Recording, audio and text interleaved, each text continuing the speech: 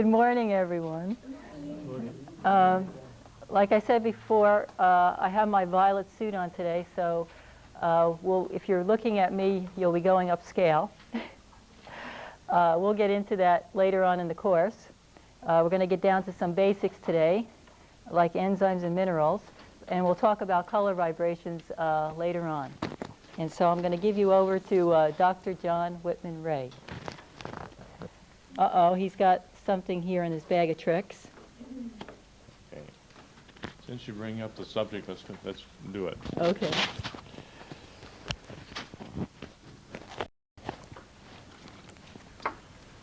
Many years ago, I was in Chicago, Illinois, and I was asked to do a lecture at the Lake Point Towers on Lake Michigan there in Chicago.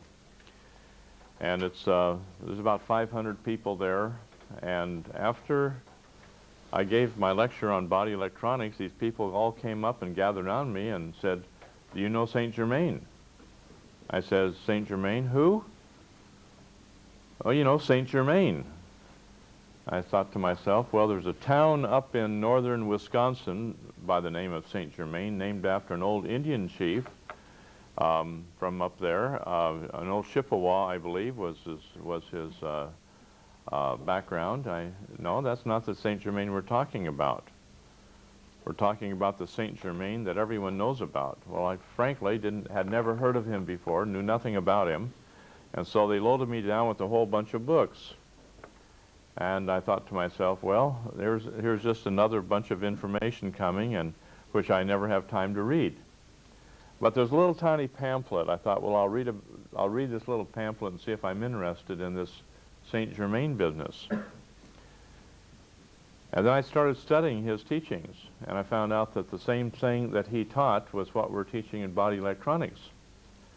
I started scratching my head and trying to figure out, who is this bird, you know, who's this guy, Saint Germain? And it turned out that he lived back during Napoleon's time, and in Lady Pompadour's journal, it stated very clearly, when she was a young girl, she attended these balls, and Saint Germain was dancing at that time with all the pretty young girls. And when she was an old lady, again, in her journal, Saint Germain was still there, hadn't changed a bit, and he's still dancing with the pretty old ladies, you know, and at that time, you know, she spanned quite a number of years when Saint Germain hadn't aged a bit. And he was well known before that time and well known after she passed on. And was very prominent in the French courts back about 1815, I believe, around the Waterloo episode. Anyway, Saint Germain had a background that really impressed me when I studied his teachings.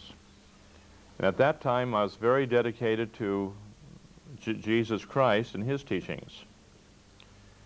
And I got very upset because how in the world could I follow this fellow's teachings of Saint Germain, which were real to me, because what he was teaching was the same thing that was revealed to me through prayer. And I thought, well, that's a little interesting here. What do I do? So I prayed as to, well, do I follow Saint Germain or do I follow Jesus? Now, this is something that all of you will come into conflict with in your own heart as to what you're going to do, who are you going to follow, who are you going to be loyal to, etc., especially those of you who are brought up fundamentalist Christian. You know, you're going to be loyal to the teachings of Jesus. Well, that's interesting, and I didn't know what to do, so I prayed about it. And one day, while I was in Maui, I was in my little bedroom praying diligently as to, do I follow the teachings of Jesus or do I follow the teachings of Saint Germain? And I think that the heavens have a little bit of a sense of humor, because being a mathematician, where I taught mathematics both at university level, and that was my degrees in the university. And anyway, what was shown to me was while I was wide awake, right in the middle of the room, this big pie chart, a big circular pie chart, suddenly was there. And then there was a line drawn this way, and then a line drawn horizontally, And this was labeled Jesus, and this was labeled Saint Germain. And then there's a bunch of little segments down here that had no label, but evidently were part of the same pie chart, which was indicated that there were other teachings that were equally as valuable and equally as important as the teachings of Jesus and the teachings of Saint Germain. And then above this pie chart was this big scroll which said Unity in Diversity, which you find in the Baha'i teachings, which I knew nothing about the Baha'i teachings at that time. And then this beautiful voice that has answered my prayers consistently over many, many years spoke out and said, "The time is now to bring the teachings of all of the great masters into one." And it wasn't that I had to make a choice of Jesus or make a choice of Saint Germain. Incorporate the truth from both of them. And that was a little difficult because I had to change my thinking rather than being linear in my thinking and saying either this or that. I had to incorporate the duality of that matter, or the multiple duality of the numbers of different people, situations, teachings that I wasn't fully conversant with. Anyway, in the situation with Saint Germain, as the years passed, I carried this picture of Jesus in my pocket, and I carry this picture of Saint Germain in my pocket to this very day. I'll pass those around in a few moments. But what happened was, in my teachings, I did a lot of work in West Virginia, and we had about 300 people fully involved in body electronics in the town of Huntington, West Virginia, where it started out as a kind of a coal mining town, where the only thing that they ate there was meat and potatoes, you know, type of thing. And that you couldn't find a salad in any restaurant in the whole doggone city. And, you know, you ask somebody for some lettuce and tomato, what's that? And usually it's ketchup and mustard. And anyway, as it turned out, after 10 years of time of working with the people in West Virginia, they had huge salad bars in every major restaurant.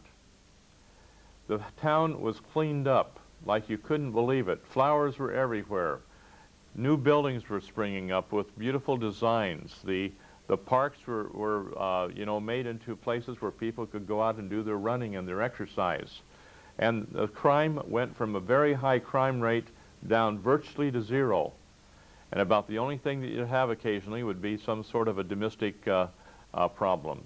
But the crime rate came down to zero because all of the people were out doing what they could to be of service to other people, getting people off of their dope, getting people off of their alcohol, and turning them into healthy programs. One family that I worked with there, I took care of the mother and father and all their children, and I worked with them for about 15 years, you know, over a time span where I took care of all of them. And finally, I encouraged them to pray. I encouraged them to, you know, really get down to the fundamentals of cleaning up their act and being honest in all of their dealings. And what finally happened was this one girl in the family who was probably as pure as driven snow married a Southern Baptist, had a family, and as the family was growing up, she was putting forth many, many prayers to have all of her questions answered, to try to take this fundamentalist Southern Baptist organizational teachings and understand that in line with the Bible, and she couldn't. So she prayed about it and prayed about it and prayed about it for a couple of years. After a couple of years passed, a person appeared in her room before her and her children. And she didn't know quite what to do about it. And then he told her what she had been praying about. And then he answered her questions. After he answered her questions, he disappeared. Then she continued asking more questions in her prayers. And then later on, he came back and visited her again. And this went on for a number of months. Now, after maybe about 9 or 10 months had passed by, she went to one of her brothers and said, hey, look, I've got to talk to somebody about this. I don't know quite how to handle it.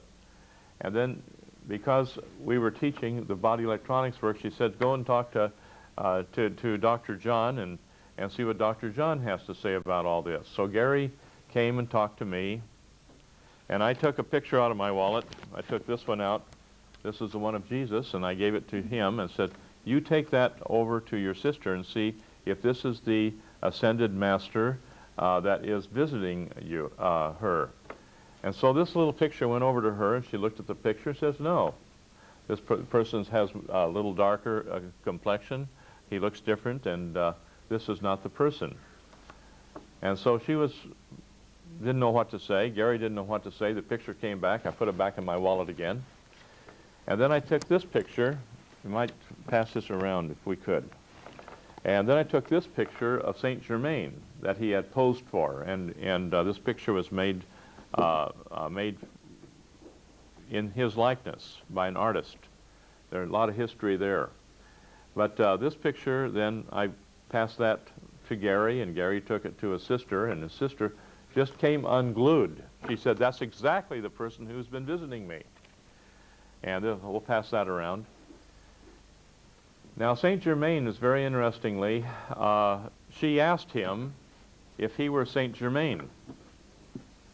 And he acknowledged that he was. He promptly created a beautiful gift for her right in midair, signed his name to it, and to this day she has it tucked away in her closet. Now, that got my attention because I was in West Virginia at the time when all this was going on. So I talked to her on the phone. I said, would you mind asking Saint Germain the next time that he arrives if I could have an appointment with him?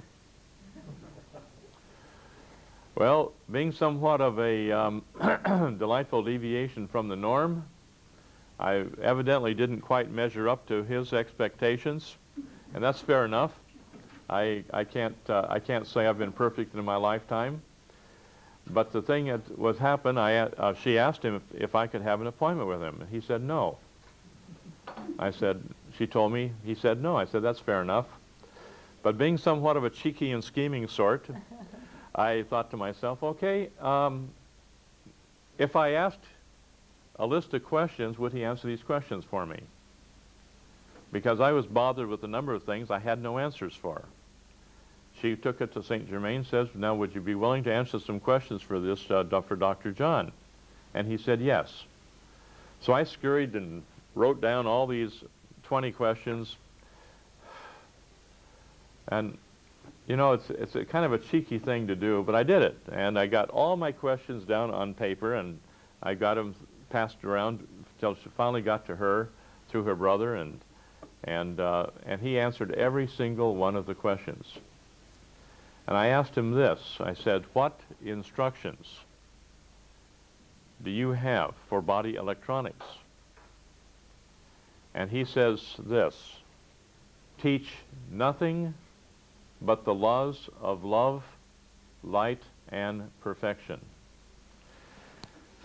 Book 1 contains, in part, the laws of perfection. And this is the instructions which I have been given through prayer. Much all of this is through prayer. A lot of it's personal experience. And that has been given to the people in body electronics. And as a result of that,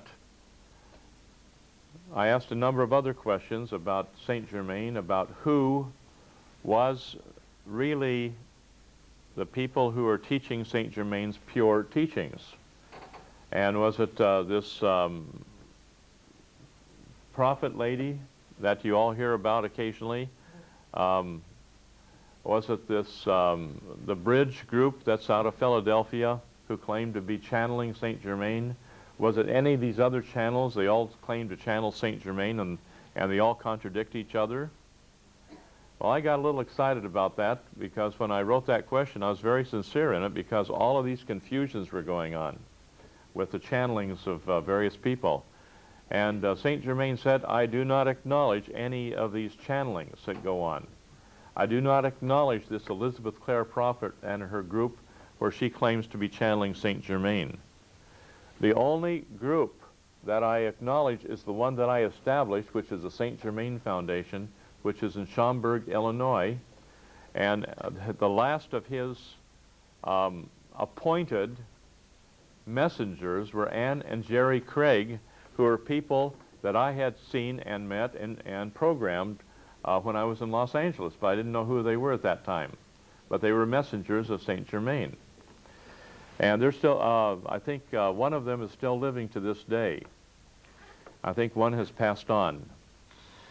Now, the thing that I want you all to know is that Saint Germain is a very real person.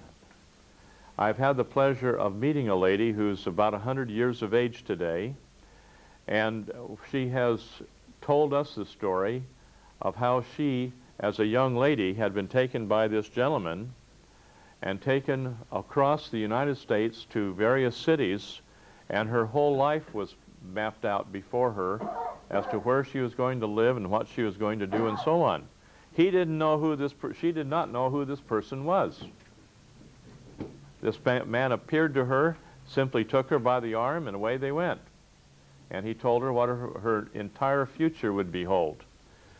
Well, later on, when she went to Chicago, she went to what they call the I Am Sanctuary there. And here is a big picture of Saint Germain. And when she walked in, she saw this. That was the person that had taken her on this trip around the United States, explaining what her future history would be. There's a number of other people that have met and known Saint Germain as a person personally, that we're familiar with. And so here you have this gentleman, Saint Germain, and I've had the pleasure of meeting several other people that knew Jesus Christ as an ascended being personally, where Jesus has come and have told these different people how the Bible was an error in many places, and the thing that man had to do, instead of being a priestcraft, so to speak, the principal job of any person who is a priest or a, shall we say, a minister, is to teach people correct principles and let them govern themselves, and not get involved in trying to control people or discipline people, but simply allow people their free agency to govern their life according to the convictions of their own conscience. Now, one of the laws is the law of light, and this is what Saint Germain has taught in his teachings. Remember, I said to you that Saint Germain's instructions for body electronics was to teach the laws of love, light, and perfection. The unconditional love is one of them, and how we have unconditional love where whatever happens in life, we take the position whatever, non-resistance to whatever happens.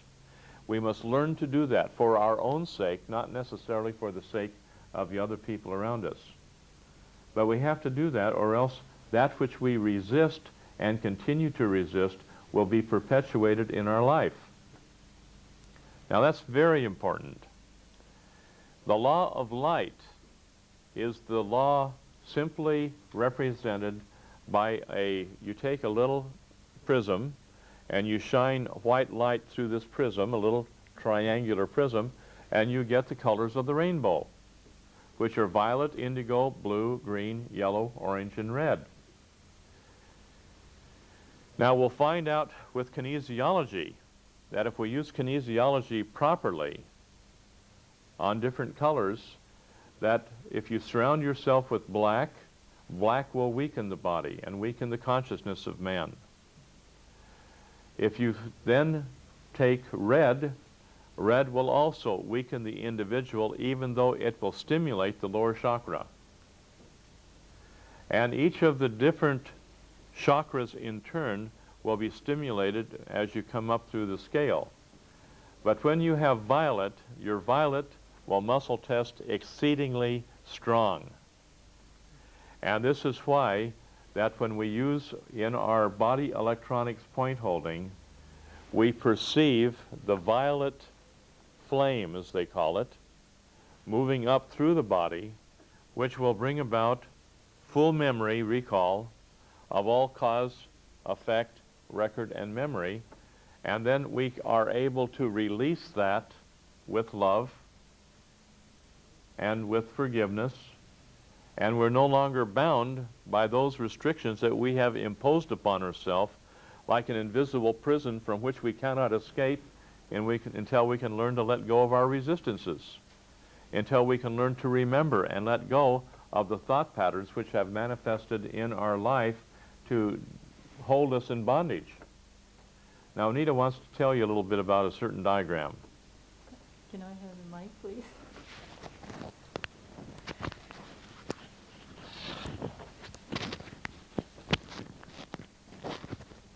Before I tell you about the diagram of the violet flame, I just want to tell you that the laws of light go beyond all cultures. Now, there are certain cultures, for instance, like the Chinese culture or the Maori culture, which actually red is looked upon as a good color. The color of red is looked upon for happiness and wealth, I believe. So we were doing a class down in Townsville, and we had a Chinese woman in the class. And we were doing the muscle testing, seeing how strong the people were according to the colors. So I asked her to come up, and I used the color red. And we muscle tested her. And first of all, I asked her, I said, you believe that the color red is very good for you? She said, yes, yes, yes. In Chinese, it's very, very good. I muscle tested her. She still went weak. I showed her violet. She went strong. So it goes beyond all cultural boundaries. The laws of light apply. I know in fashion, there's a lot of black and red out there now. In fashion, it's hard because the people, in some of the stores, I notice you don't have much choice. I mean, all they have is black and red. But as you start to go upscale, you'll find that it's very harsh to have these colors around you. And you will strive more for the blues, the pinks, the violets, the greens, yellows, these kind of colors.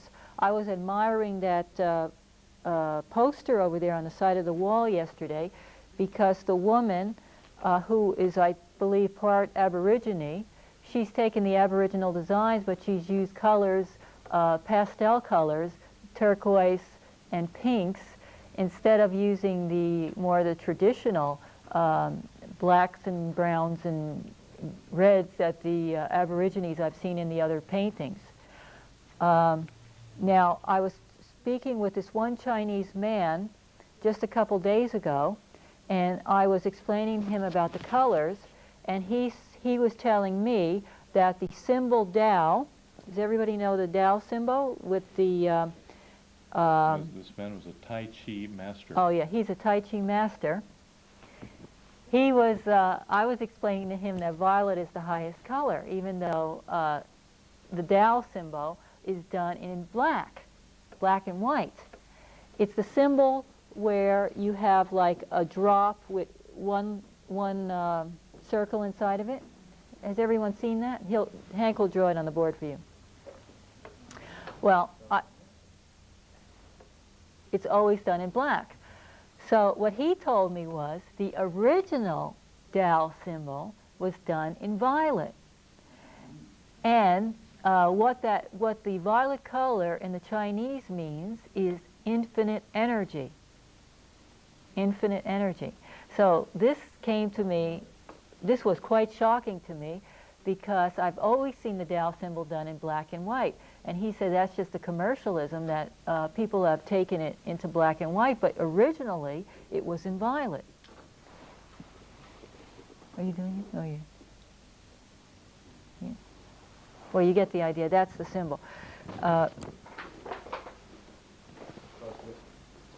Yeah, usually the circles are a little bit larger, but that's okay. There's a lot of information in Book 1, 2, and 3 on the concept of yin-yang, which is using this particular symbol. It's very important information. Okay. Now, I want to show you the picture of the violet flame. The violet flame we use in the body electronics during the point holding. Now, when you use the violet flame, it brings everything back: cause, effect, record, and memory. By the use of the violet flame, the violet flame will bring to you a clear consciousness, and also will bring to you the pain. Now, it's not something to take the pain away. The violet flame brings out the pain. This is where some people start using the violet flame, and the pain, like if you have arthritis and you use the violet flame, the pain comes up, and then the person doesn't want to use it anymore. But actually the pain is there so you can recognize then what you have to do. So the violet flame brings to you the pain. And I have the picture here. I'll pass it around.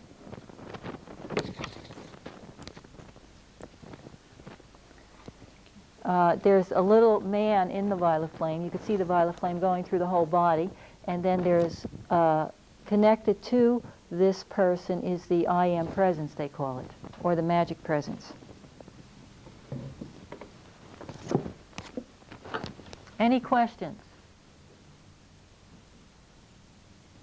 Okay, now when you take a look at the spectrum of the violet, indigo, blue, green, yellow, orange, and red, you will notice that the violet is at one end of the spectrum and red is at the other.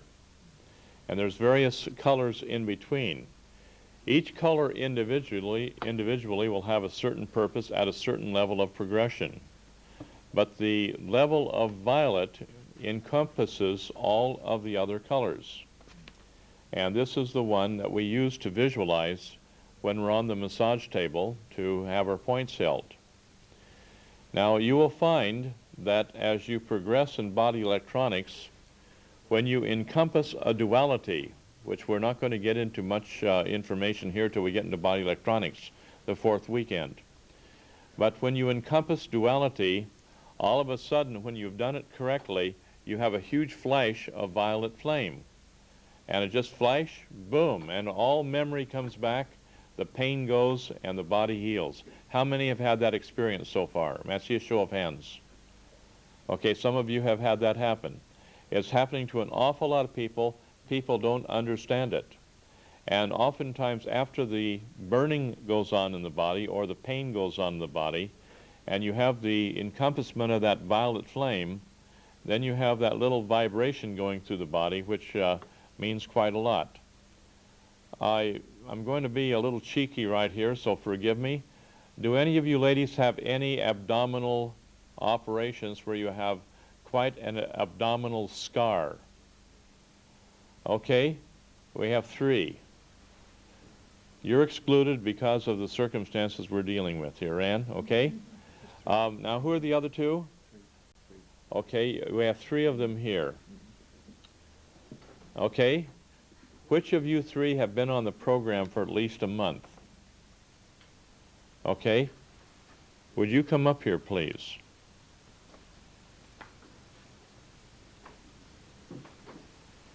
You didn't ask for this, but you will want this. I want you to stand right here in the center of the room, and will you follow my instructions right to the letter? Is there a nurse here? Victoria. Okay. We have a nurse back here. Victoria, would you take and inspect the incision and the scar, and then give us a verbal description of that? Go with Victoria. Is she going to do it too? Pardon me? She wants to do it too. I'm going to use one person this time. This time.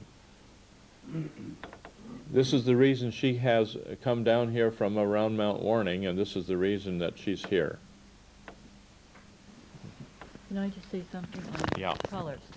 I have here some of the teachings from Saint Germain, and it says here that each color, each rate has a special effect upon the mental, emotional, and physical bodies of the individual, his pocketbook, and world as well. And this is where some people have trouble with abundance, with making enough money. This also affects that. The colors of red and black, it says here, no one on this earth need ever expect health, prosperity, protection, or happiness if that one insists on wearing black or red clothing or surrounds himself or herself with those colors. There is absolutely no life, health, nor prosperity vibrations in black, for it is the absence of all life. Okay, you two come on up. Now, in dealing with this particular thing of, come up, Victoria. There's a slight problem. Pardon me? There is a slight problem. On what? You told her. It seems to have gone. I don't understand what's happening. Did you used to have a scar there? Yes. When did it go? Very recently. It's very We have a little surprise here. Would you like to share? Put it on the tape here. Turn it around and hook this to your lapel. And this is kind of interesting. It's very slightly there. Like, it's Okay. a very faint scar, so it's not a good example to use. It's gone. Tell everybody, please. Well, I don't properly understand what's happened because I had a sizable scar there and we can't find it. It's gone. Fair enough. But did you have any burning yesterday while we're in class? Not yesterday. Here we go. Not yesterday. Just Thursday week ago at point holding. I had, this is up north in the group there, I had an extraordinary experience there with a lot of burning. The two people who were holding the points said they could hardly keep their hands on my feet. But you felt the burning yourself. Very much so. And did you feel after the burning, did you feel a little vibration going through the scar? They could, yeah, yes. Well, tell everybody, this is textbook now. Yes, there was. Be very thorough, explain everything in detail, my dear, and this is a teaching experience firsthand. I didn't expect this. I actually wish that one of the others was here to describe it because they could see it. My whole body was shaking, or sort of a vibration going through it, and at the same time as the heat, I felt the heat, not just where the scar was, but I felt a lot of heat all over, and the two point holders, as I said, couldn't keep their hands, found it very hard to keep their hands on the points on my feet. And the scar is virtually... It's gone. It's gone. Little tiny bit of a faint... Very faint, like a little line. That's the line usually exists for 3 or 4 days, and that goes too. Are you having fun yet? She did it right, and that's the beautiful part of it. Now, that's wonderful. Now, would our little French interpreter come up here, please? Victoria?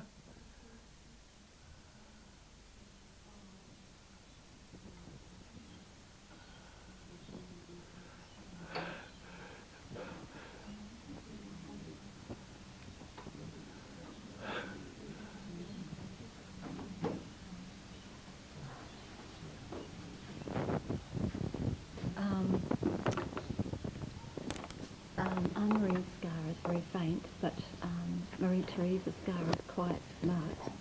So we could use her as an example. Who's Marie-Theresa? Is the French lady from Lumiere, so we could use her and use Anne-Marie as an interpreter. Okay, let's have a little... First of all, in Francais, interpret for me, please. Ask Marie-Theresa if she has been on the program for a while. How long? 2.5 weeks. 2.5 weeks. 3 weeks. 3? Yeah. 3 weeks? 3 weeks, yeah. That will be sufficient. Victoria, would you inspect, please? Would you take the interpreter with you so she can inspect? Now, this is firsthand. I would like This has been very wonderful. Pardon me, I don't remember your name. Kathy. Catherine? Kathy. Kathy. Kathy, I'm very pleased that you came down and you've had that experience.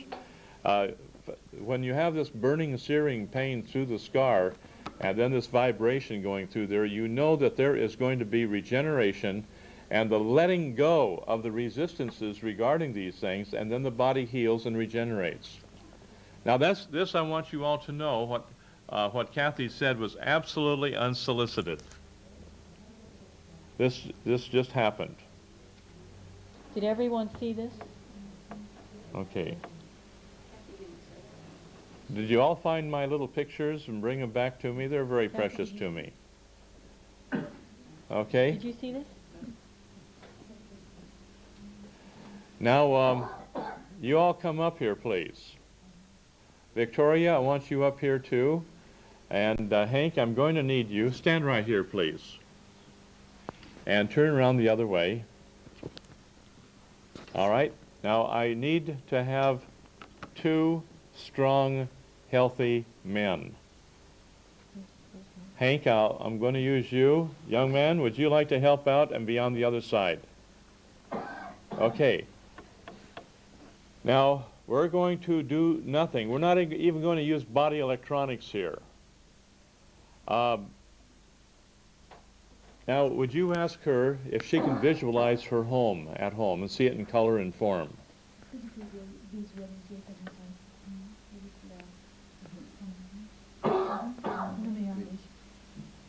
Is she capable? No problem? So the visualization is there. Ask her if she can remember when she had the surgery on her abdomen.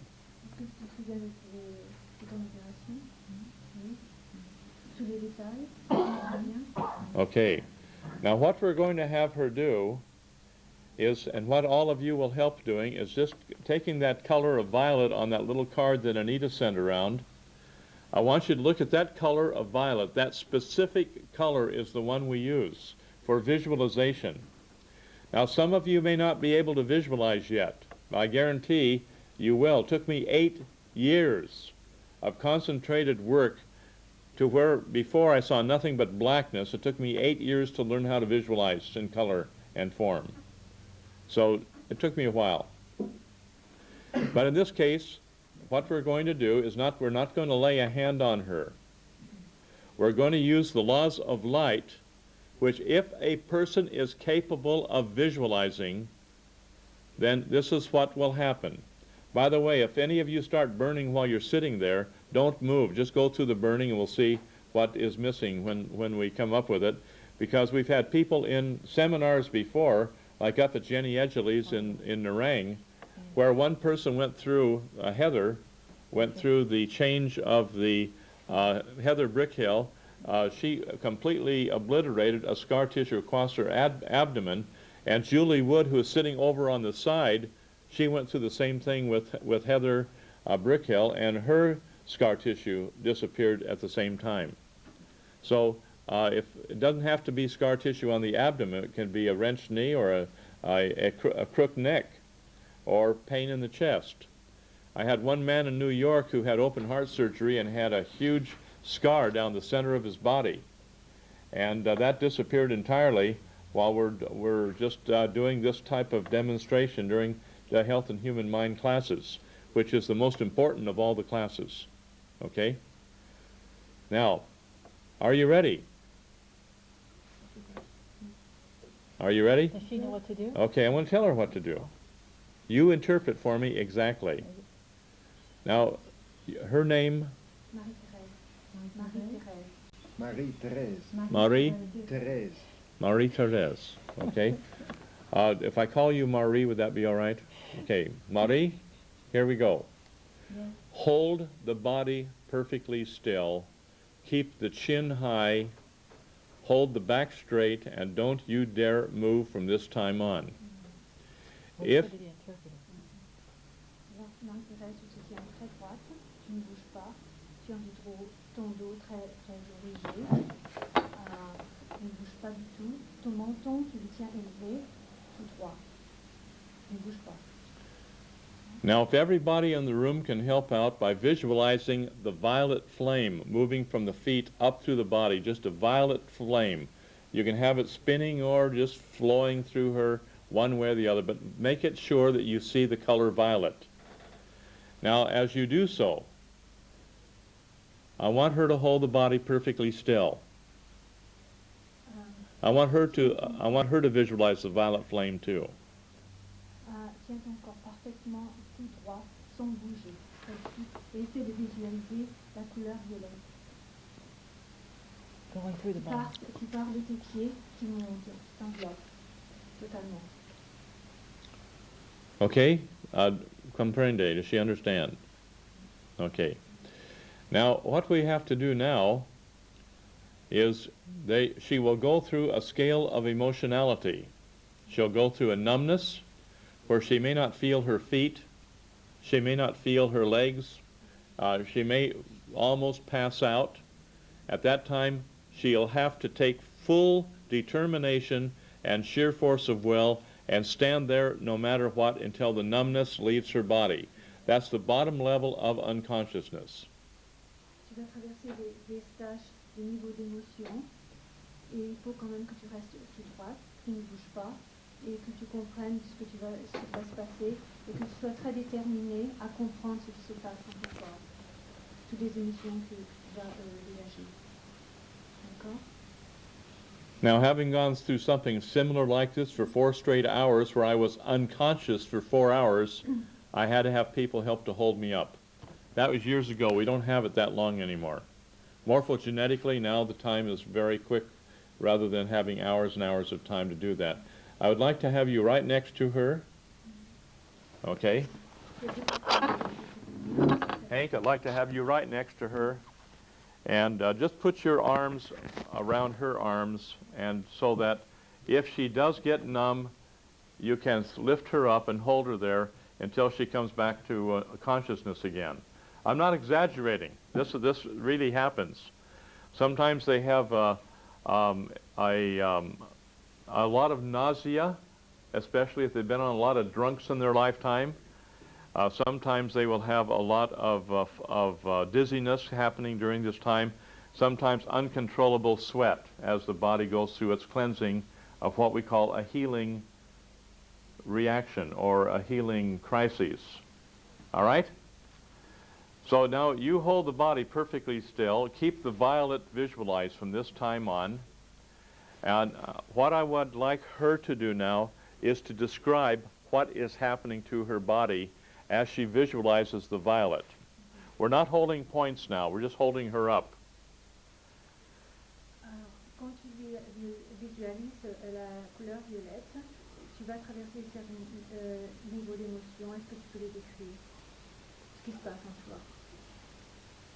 Any sensations on the body? Toutes sortes de sensations sur le corps. Est-ce que tu peux les décrire? You come over by me so we can be on here. Come over here. So just talk in here. Okay, ask her if there's any sensations on the body yet. Sometimes it happens very quickly. Quelle sorte de sensation tu as en ce moment, Marie-Thérèse? C'est comme s'il y avait du froid dans les bras.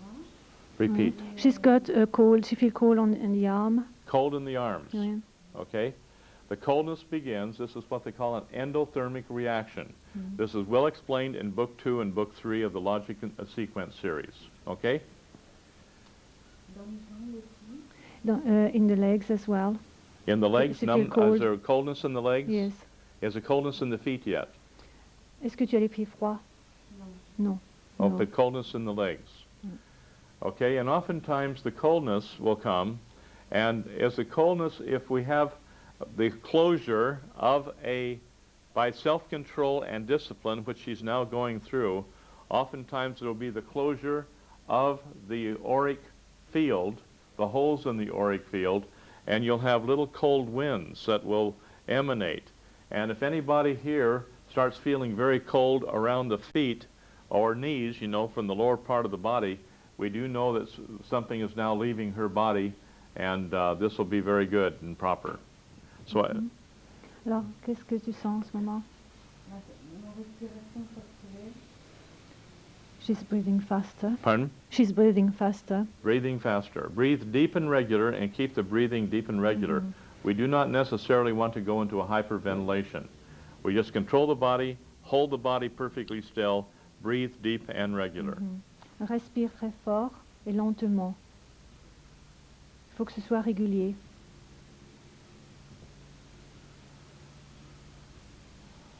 Ask her what's happening. Qu'est-ce qui se passe en ce moment? She's got some little needle pains in the liver. Pain in the liver. Pain in the liver. Yes. Lower right side. En bas ou en haut? En haut. High, the upper part of the liver. Upper part, okay. Hold the body perfectly still. Stand up straight. Et maintenant? Okay. Le cerveau est oxygéné. She feels that the brain has been oxygenated. Say that again. She feels the brain is being oxygenated. Okay. Her brain is being oxygenated. Yes. That's That's fine. what she's saying. Now hold that body perfectly still. Ne bouge pas.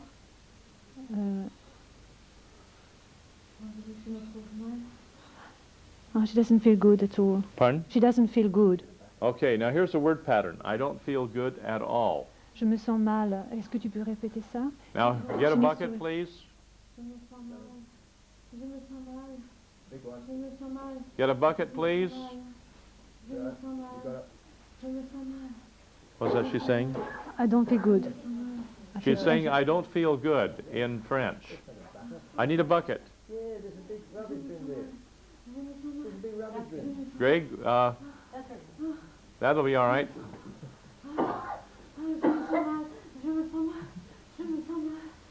Okay, now tell her to receive that feeling, I don't feel good, with non-resistance. Est-ce que tu peux recevoir ce sentiment sans résistance? Very cold. Ouais. Yeah. Very cold. She said yes. Okay? Now lovingly and willingly receive that. I don't feel good at all, you know. Tell her. Est-ce que tu peux recevoir ça? Je me sens mal avec amour et avec acceptation. Yes. And so we receive and we recreate at the same time. We receive, I don't feel good at all, and then I don't feel good at all, and we create that with intensity. Est-ce que tu peux créer ça avec intensité? Je me sens mal, je me sens mal, je me sens mal, je me sens mal, je me sens mal, je me sens mal, je me sens mal, je me sens mal, je me sens mal, je me sens mal, je me sens mal, je me sens mal. Je me sens mal, je me sens mal, je me sens Tell her mal. to get the memory when she was recovering from the anesthetic of the operation. Est-ce que tu peux te retrouver ta mémoire, le souvenir de ton opération, de ton anesthétique? Est-ce que tu peux trouver la mémoire? Non, not yet. Huh? Not yet. She can't. Does she have the memory? No, not yet. Feel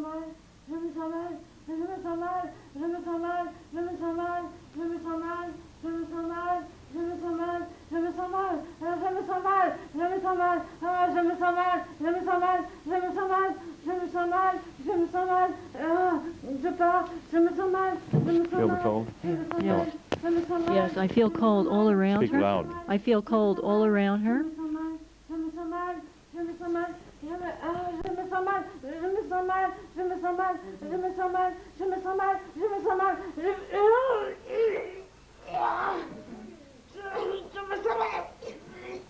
Now tell her to hold the body up straight. Allez, tiens-toi droit. Tell her to remember the operation, after the operation. Essaie de te souvenir de ton opération. Now try to smell, you'll smell the anesthetic any moment. Est-ce que tu peux sentir? There it is.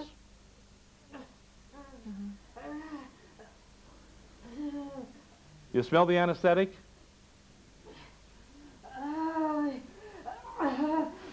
Est-ce que tu peux sentir l'anesthésie? Oui. C'est comme si je partais. She feels she's leaving. Say it again. She's feeling as if she was leaving place, leaving Say her it loud. body. Say it real loud so She everybody feels that she's living. Say it so everyone can hear you. She's feeling as if she's living Like her she's body. leaving? Leaving her body. Mm. Okay. Stay right there, Hank, or Greg. We might need a little bit more. After the operation, usually there's a lot of nausea. Ask her what's going on. Qu'est-ce qui se passe en ce moment, Marie-Thérèse?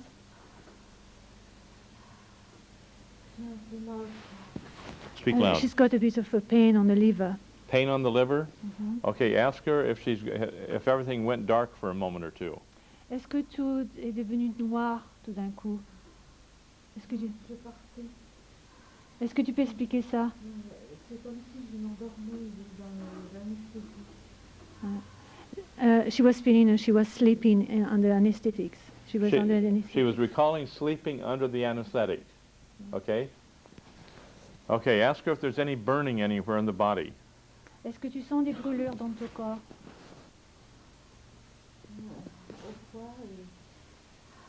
In the liver. On What? the liver. Burning in the liver? Yeah. Okay. She doesn't feel her legs anymore. Legs are numb. She doesn't No. feel her legs anymore. Now the numbness wears off, then the burning usually begins. We come up through the numbness, we have then a lot of feeling of apathy. I can't stand up, I can't think, etc.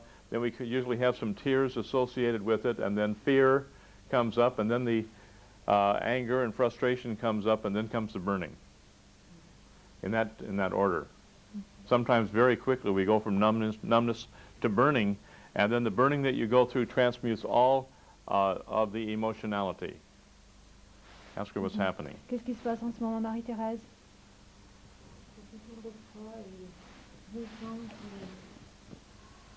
Eh? Still her liver and her legs that she doesn't feel so far. Some burning in the liver? Yes. Burning A in the slight liver, burning in legs the are liver. numb. She doesn't feel the legs. She's shaking now. Now she's starting to quiver. Ready with the bucket, Greg? Yeah. Okay, she's starting to vibrate now. Very cold. If Anyone else feel the cold? somebody wants to feel her hands will be ice cold like they came out of a refrigerator. Anybody want to feel the hands? Come up here and you feel them right off. It just feels like they came right out of a freezer.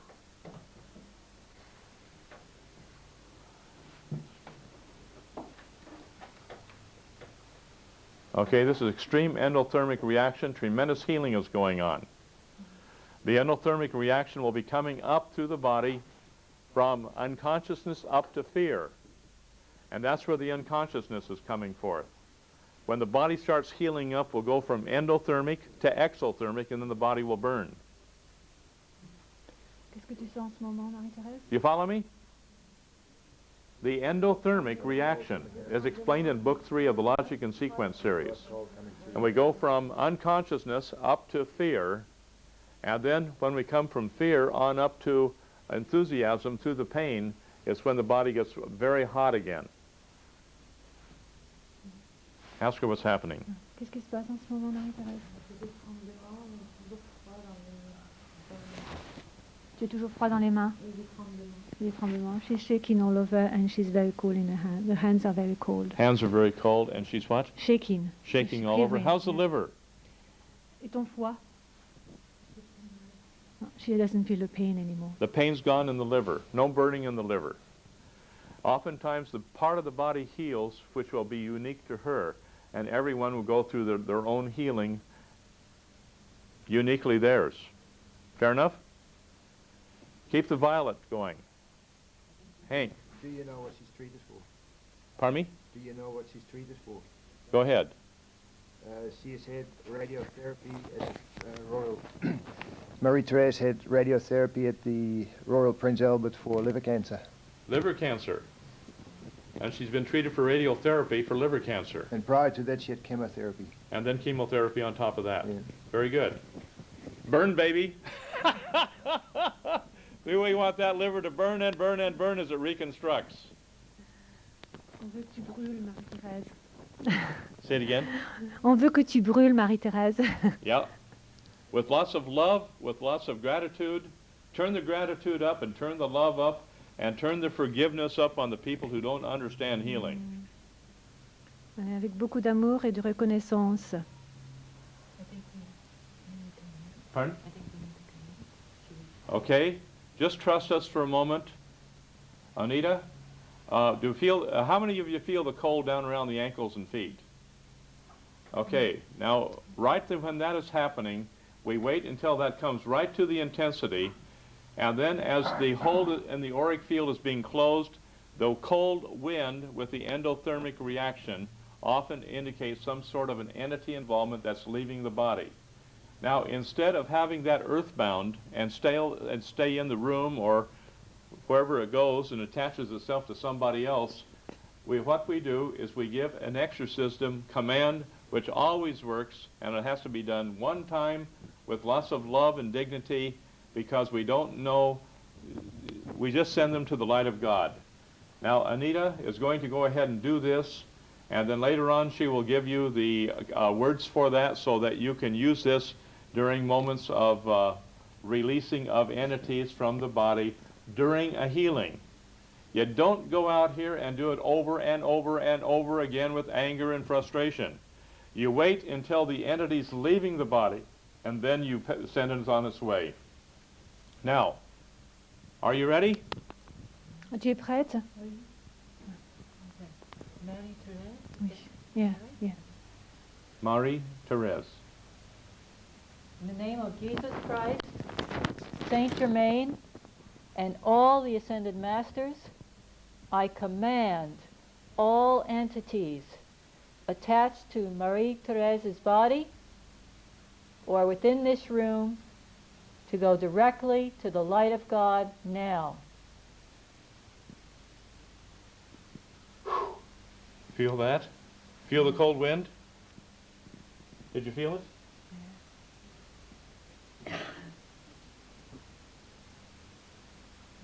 Ask her what's happening. Qu'est-ce qui se passe en ce moment, Marie-Thérèse? She feels the coal that is burning now. Where's it burning? Ooh. Okay, the top part of the liver on the left side. Left side. Left side, yes. Left side where? Of the liver. Left side of the liver. The left lobe of the liver is on the left side. And the liver goes completely across the central part of the body from the right side to the left side, and you have one lobe of the liver on the left side. Tell her to let it burn more. Ok, est-ce que tu peux intensifier la brûlure? Intensify the burning.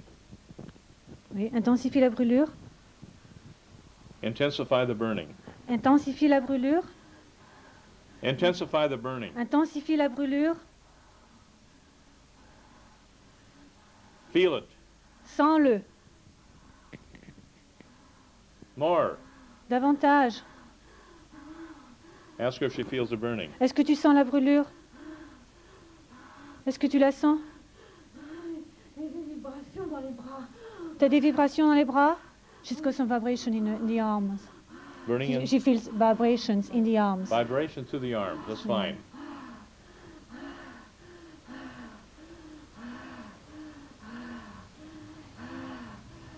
Breathe deep. Est-ce que tu respire très profondément et très régulièrement? Keep the violet flame moving. Keep the violet flame there. Visualize the violet flame through her whole body. Okay. Visualise la flamme violette à travers ton corps. Qu'est-ce qui se passe en ce moment? Des vibrations. Vibrations, she feels. Ask her if she feels vibration across the abdomen. Est-ce que tu sens les vibrations à travers ton abdomen? Oui. Oui? Yes. Ask her if she feels burning across the abdomen. Est-ce que tu sens les scar. brûlures à travers ta cicatrice? Oui? Yes. In the legs. The vibrations in the legs as well. Okay. Transmuting all that chemotherapy, transmuting all that radiation.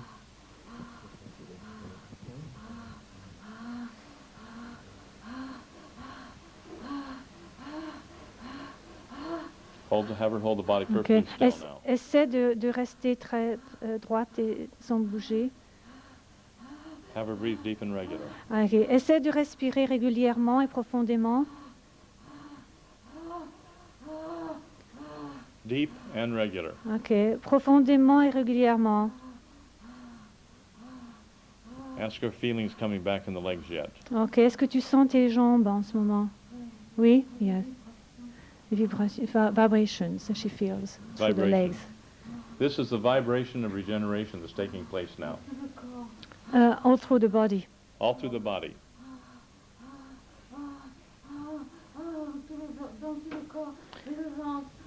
In all through the body and on the abdomen. She's feeling all All the through the vibration. body and all through the abdomen is vibration. Tell her to hold the body perfectly still. Essaie de garder ton corps très droit sans bouger. Tell her to hold the body perfectly still. Oui. Ne bouge pas.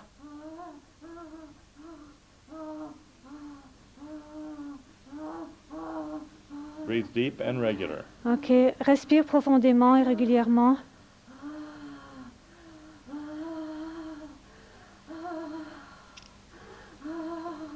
Lots of violet. Ok. Visualise la flamme violette qui enveloppe ton corps.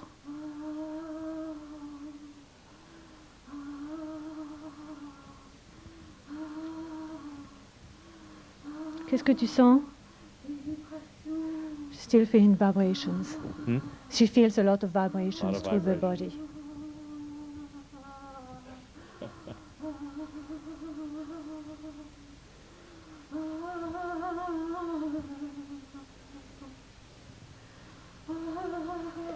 And we wait until the vibration is gone. We wait until the burning is gone. Ask her if there's any burning left. Est-ce que tu sens toujours des brûlures? Non, non. No burning. Burning's gone. Now we got the vibration of regeneration. This will not happen unless a person is on a nutrient saturation program. Give very careful notes on all of this. This will not happen. Who's burning in here besides her? Where's your burning? I was before. You were burning. Okay. Feel the cold now. Feel the cold in the room? This is real. It takes a while for some of these little entities to pack their bags and go. But one command is all that's necessary, and then they have to go. And sometimes it takes them a while to extricate themselves from the body as the hole in the auric field closes up. Now have fun with this, folks. Some of you look like a funeral dirge, you know. Just enjoy it. This is a healing going on here, and the person is getting better. She'll go through a healing crisis for a few days afterwards, so we'll have to stay close to her and see what happens and get a report next week. Did you get good pictures of the eyes? We got good pictures of the eyes. We'll see what happens after that. We'll want to report on that, Hank. Ask her what's happening. Ok, qu'est-ce qui se passe en ce moment, Marie-Thérèse?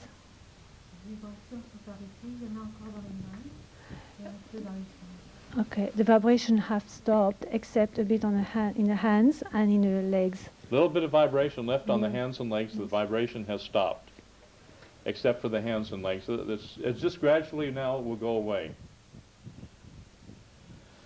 Hold the body perfectly still. Ne bouge pas. Did anybody get the good drift of that anesthetic when it came out? Anybody smell that? No.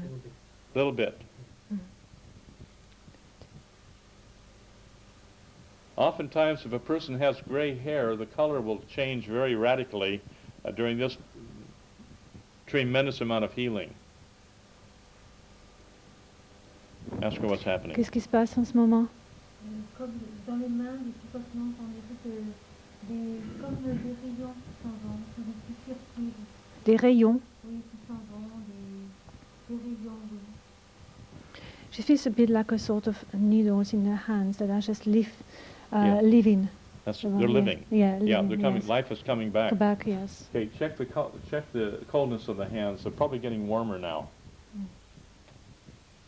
it's still cold. Huh? Still cold. Still cold. Are they as cold as they were? Yeah, maybe not quite. Not quite. Okay. It's still pretty cold.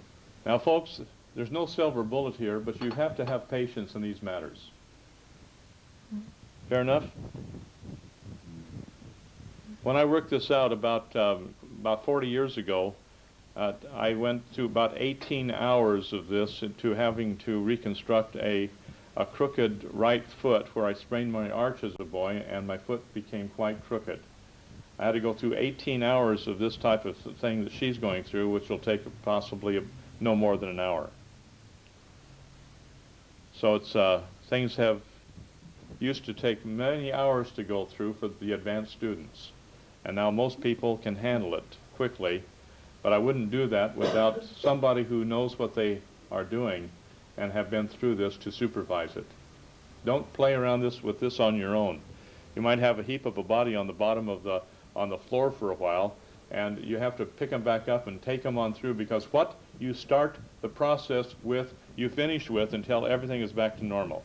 And she's very quickly now coming back to normal. Ask her how she's doing. Qu'est-ce qui se passe en ce moment? Comment ça va? J'ai des vibrations encore dans la jambe gauche. She's got some vibration in the left leg. A little bit of vibration now in the left leg. We had a pretty good going there in the right leg a while ago. Mm.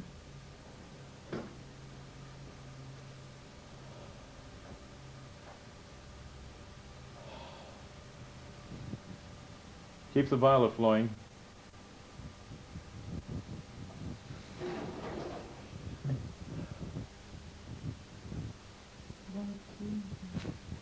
Tu as des vibrations dans tes pieds? She's got some vibration in her feet. Vibration in the Feet. in the feet. So the feet are coming back now. Ask her if she has feeling in her feet now. Est-ce que tu sens tes pieds? Oui. Tell her Yes. to wiggle her toes. Est-ce que tu peux bouger tes doigts de pied? Oui. When the feet go numb, you can't even feel them, you can't wiggle them, nothing happens. They're just numb.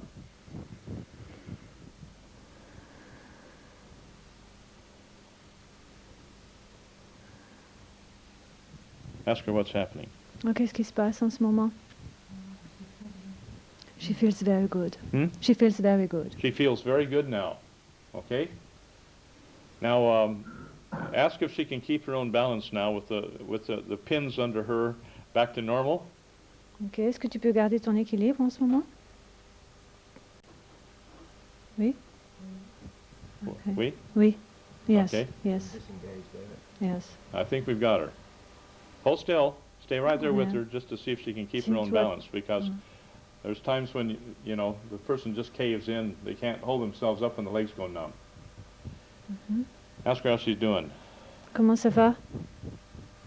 Ça va bien, je suis reconnaissante. She feels very, very good and she's very grateful. She feels very good and she feels very grateful. Any burning in the body? Est-ce que tu as des brûlures dans le corps?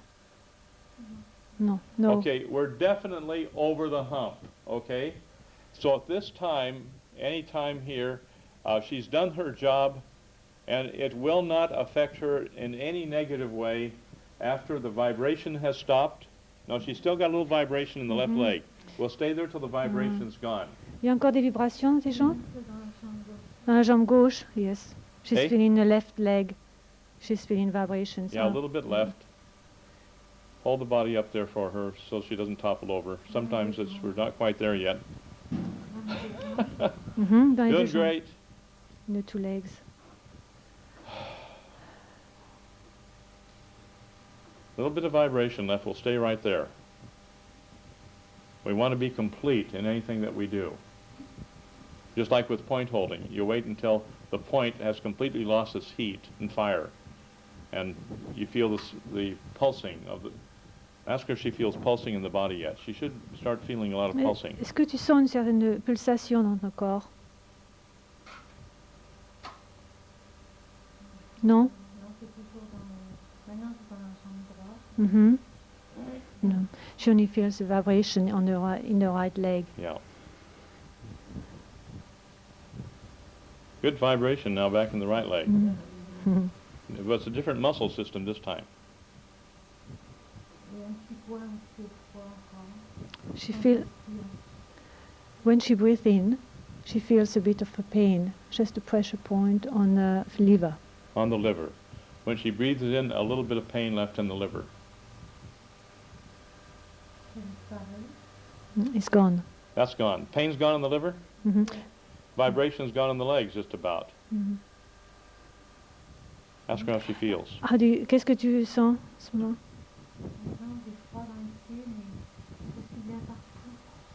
She feels the cold in her feet, but she feels well everywhere else. Okay, a little bit of cold in the feet, but we're not concerned about that. Vibration is stopped? Hey? Yes. Okay, Victoria, would you kind of check this young lady out, and we'll see what happened to the scar tissue across the abdomen. You go with her.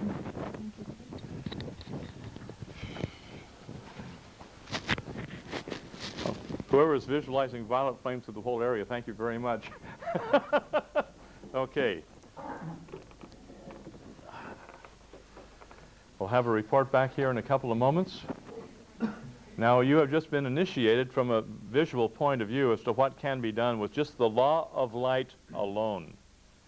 But she's already following the laws of perfection because she's on a nutrient saturation program, which we still have yet to go through today. It'll take a couple of hours to go through that, and we'll do that. Any questions, anybody, while we're waiting? I have here the address in Sydney of the St. Germain Foundation, if anybody is interested in this. It's 55 Manson Street,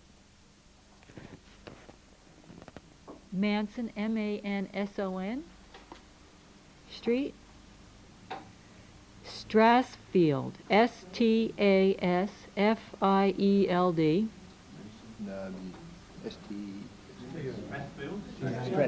A-T-H. S-T-A-T-H? A-T-H. R-T-H. S-T-R-A-T-H. S-T-R-A-C-H. T-T-H. S-T-R-A-C-H. Or T-H. T-H. Sydney. And I have the phone number here, 02-974-69109. Is that a double nine? Say that again? Oh, sorry.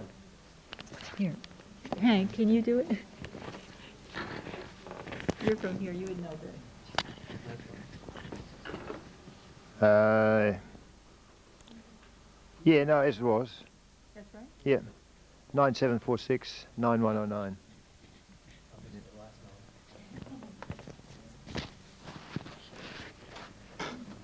Questions, anybody, please? I also have the address for the United States, if you want to go direct to the United States. Does anybody want that? The United States address? No. No, okay. Okay.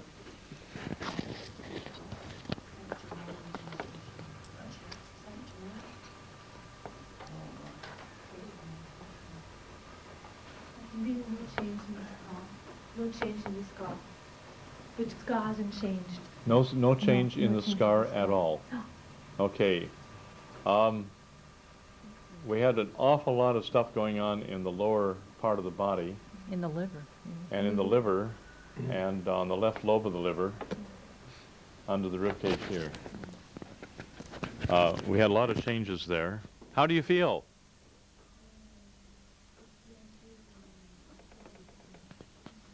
She feels a bit dizzy. She feels lightheaded. Yeah, she will. Got the circulation going. Okay. No change in the scar. That happens. And sometimes it'll happen when we get on the table, but we take care of that part of the body that needs to heal first. And then that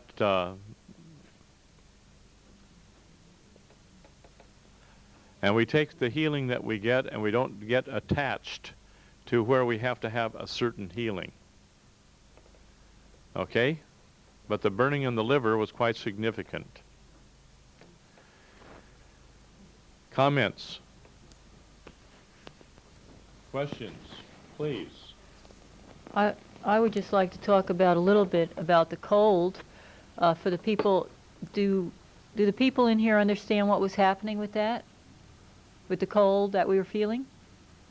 No, okay. Well, a lot of times when you go through an operation, you then have a hole within the auric field. And because of this hole in the auric field, you can draw in a lot of what we call entities or spirits. And therefore, these spirits need to be released. They need to be sent to the light of God because they need to be recycled to get their own body. And one of the most important works that you can do on this planet is to release the entities from other people's bodies and release them to the light of God so they can go on and progress. And I felt from standing around Marie-Therese, there was a lot there. I felt many that were coming off of her. She probably picked up from the treatment she was having and from the operations she was having. And they were very anxious to go. So by giving the command, I could go through the words now, by giving the command, we release them to the light of God. I want to say also that I use the name of Jesus, I use the name of Saint Germain, but you can use any ascended master of your choice. You do not have to use Jesus and Saint Germain. However, those are the two I choose to use. Do you want to say anything more on that? Continue on. Okay.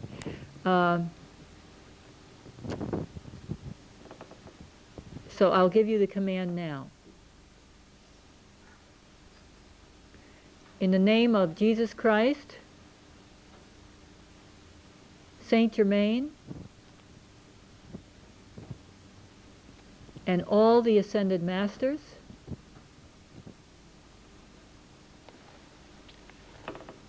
I command all entities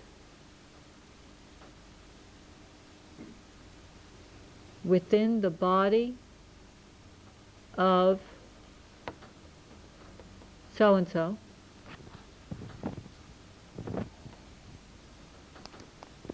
to go directly to the light of God now.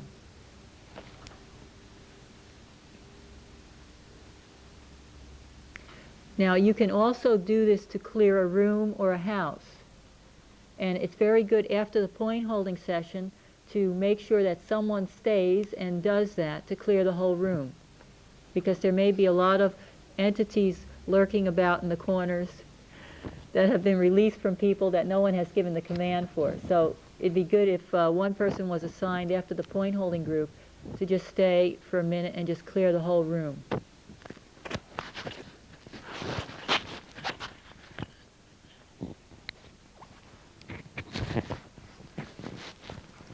There's an old saying that I would like to repeat to you. Contempt prior to complete investigation will enslave a man to ignorance. This statement, contempt prior to complete investigation will enslave a man to ignorance, is a very valid statement today because many people do not believe in God. Many people do not believe in entities. Many people do not believe in spirits. Many people do not believe in our deceased ancestors that are still around to protect us and help us along our trip. Many people don't believe in this, especially in the medical profession. They'll have no part of the idea that entity involvement will be involved with any degree of sickness. Because sickness to them is simply a chemical problem. You correct a symptom by the application of a drug, and this is the way it is. When you start studying into what we're dealing with here, you'll find that every single physical mental, emotional disability or illness will be entity involved. And as the body heals and releases its resistance, then the hold that the entity had must go. And here's where you do not take this command lightly. If you don't want to use it for a while, put it on the shelf and call those who are able to do it. But it must be the name of some person where evidence on the physical level is manifest that they have made their ascension and have controlled and overcome the physical body to move into higher realms.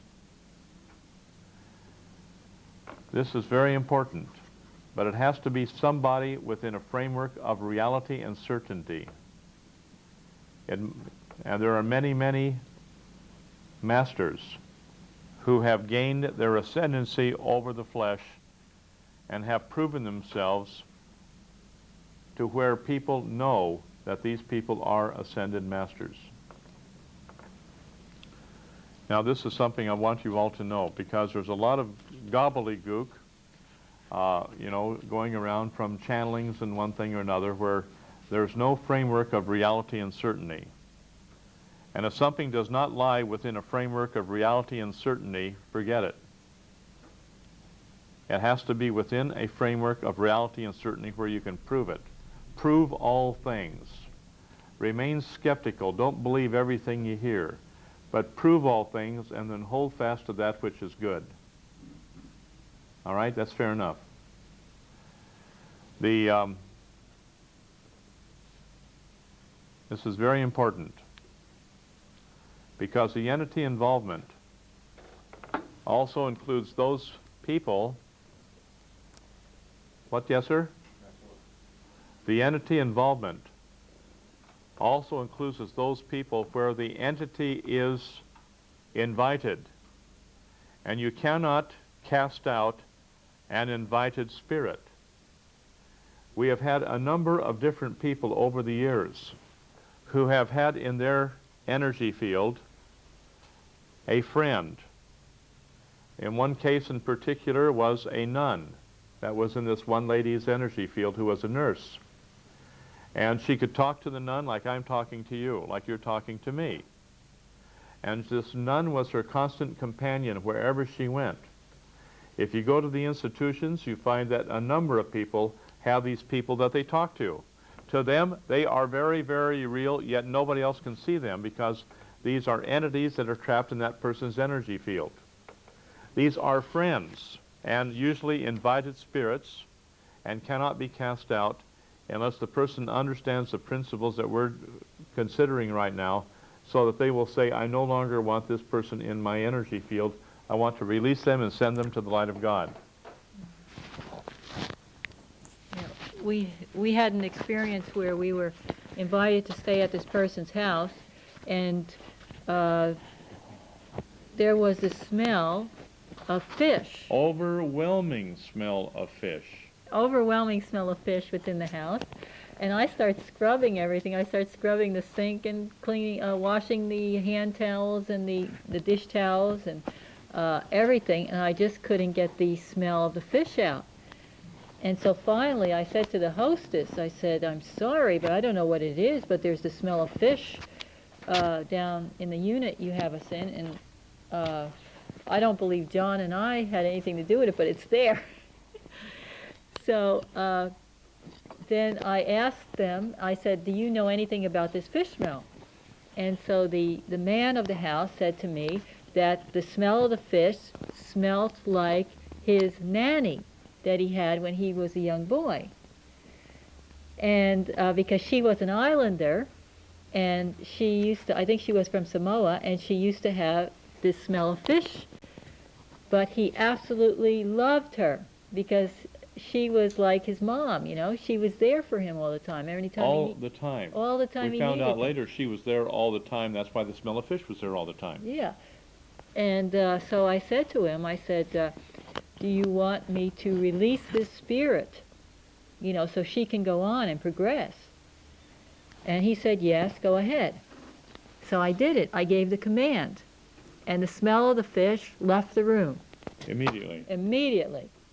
And it was just lovely. We had a breath of fresh air. It was all fresh air in the room. So then we all went out somewhere and we came back. And I walked into the room again, and there was the smell of the fish. So I went to him and I said to him, I said, do you really want to release this spirit? And he said to me, Anita, of course I don't. I mean, I love this woman. She's like my second mother. She's been there for me my whole life. I don't want her to go. And I said to him, well, if that's the situation, then I cannot release her. I cannot release her for you, and she'll have to stay here. At night, she massages his back. Now, there's nobody there, but he feels this spirit massaging his back and taking care of him and nurturing him. Kind of interesting, isn't it? These are real. These are spirits. Don't try to cast them out because they are invited. It's an invited spirit. Now, we had another situation that I want to share with you. There's many situations. This one lady was 29 years of age at the time when I met her. At the age of about 5, she was in the hospital, deathly ill. And her mother was there, coming to see her and then having to leave after visiting hours were over. And as she left, the mother was leaving. The little girl was crying her heart out while she was having a high fever. Don't leave me, don't leave me, don't leave me, please don't leave me. Then what happened is there in the next room, there was an old Amish man dressed in black, you know, the black hat and the black outfits. And he had a huge cancerous growth on his neck. And he was dying of cancer. And he was promising his wife, I will not leave you. I'll never leave you. I'll never leave you. I'll never leave you. And the little girl in the next room is saying, please don't leave me. Please don't leave me. The man died. The next morning in the girl's vision, there's an old man over here with a black hat on sitting in the corner of her room in the hospital saying, I will never leave you. I will never leave you. Everything's all right. I'll never leave you. And the man in the black hat was with her for 25 years as she was in and out of every institution. Now, what finally happened was they were, one of my teachers in radionics and color therapy took this gentleman, took this lady, put her in the center of the room and began working with radionics. And this energy kept coming from the solar plexus and started moving and moving on up until finally this man in the black hat came out of her mouth, told everybody in this man's voice where he was, who he was, how he got there, and how he had died of this big cancerous thing on his neck, which the girl now had. See, the girl took on the energy of the old man and had this huge cancerous growth on his neck, on her neck. And finally, he left and was exorcised. At 3 days later, that big growth that had grown on her neck completely disappeared. Now, this is a cancerous condition.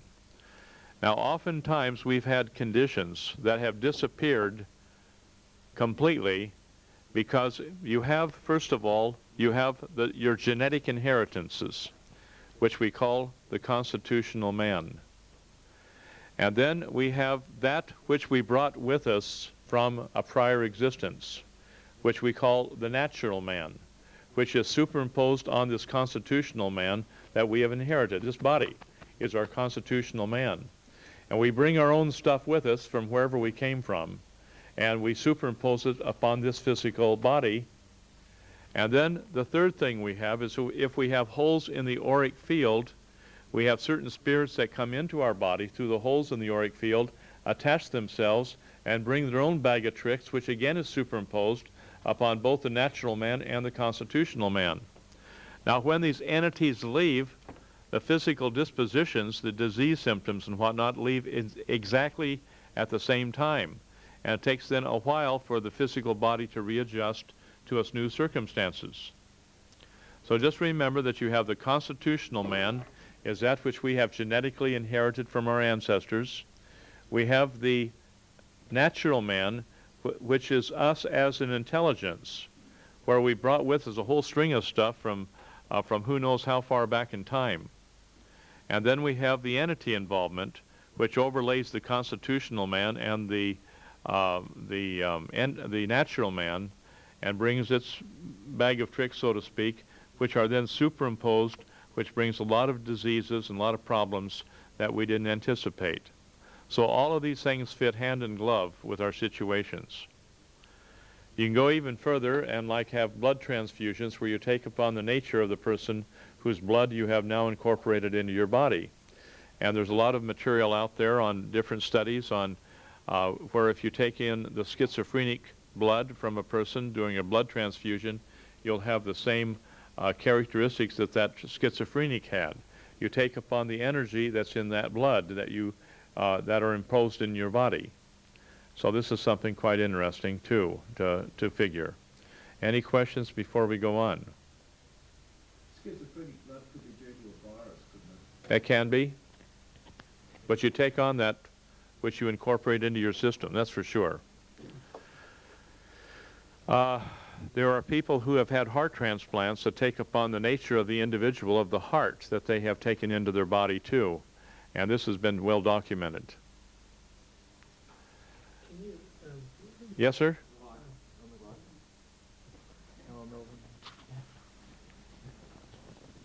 On the Hank up here. I'm interested in your explanation. Bring that up, sir. Oh, I'm interested. Loudly for the group. Can you hear? I'm interested to know what your explanation of the process of ascendancy is.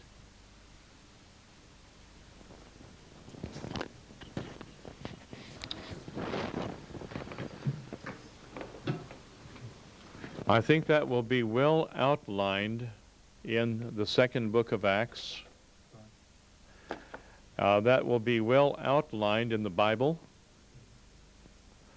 That will be well outlined in the teachings of Saint Germain, especially the first 3 books of the Saint Germain series, which is quite extensive. And this is when Saint Germain was here as an ascended master. He directed personally the first 3 books to be written exactly as he wanted it to be done. And this was done with him, you know, standing over the shoulder and saying, now we do this. And the first 3 books of the Saint Germain series are very accurate. Now, if you want to, there are other people who have made their ascension. One man is named Babaji, who lived in the Himalaya mountains, and he has lived there for supposedly for several thousands of years. And he has appeared to different people at different times to teach them in his cave, which he's had for these thousands of years. Now, a lot of people say, well, that's a bunch of nonsense. But the people are down on what they're not up on. Fair enough? Now, what we have here is Babaji had one of his students, Lahari Manasaya, who also has gained his ascendancy. And one of his students, Sri Yukteswar, gained his ascendancy. And one of his students is well known in our time, whose name is Yogananda, and he has gained his ascendancy and has returned to teach people. And one of our people from back at Asia Minor, his teacher was taught directly by Yogananda long after Yogananda went through his change. Now, different people have come back at different times and are here to teach people the pathway. And there's only one pathway which all the masters have taught according to their culture and according to the language of the time, but the teachings are the same. Unconditional forgiveness, unconditional love, okay? And gratitude for every experience of life, and realizing that if we look at it properly, every single experience we go through is for our growth and development, and there are no mistakes. Everything is perfect divine order. These things were taught by the Buddha, these things were taught by Krishna, These things were taught by every great master. Comments? I don't understand ascendancy. What actually is that? It'll take you a while to understand that, sir. Be patient with yourself. I have just instructed you to get all the books you can on it. Then I've got no questions until I start reading. That's right. And the more knowledge you have, the more questions you'll have, until gradually your questions will be resolved one by one. Be patient with yourself. Anita, do you want to say something?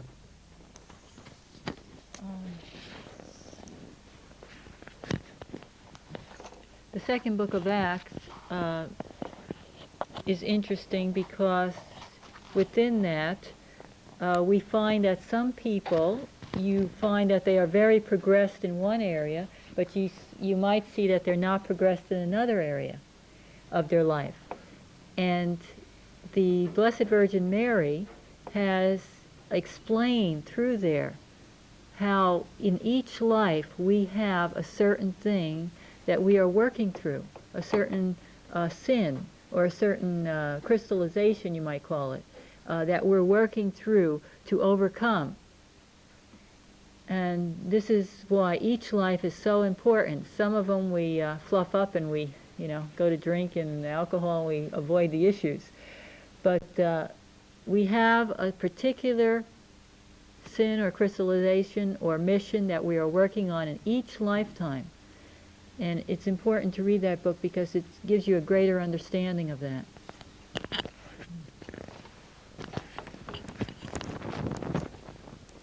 Hank?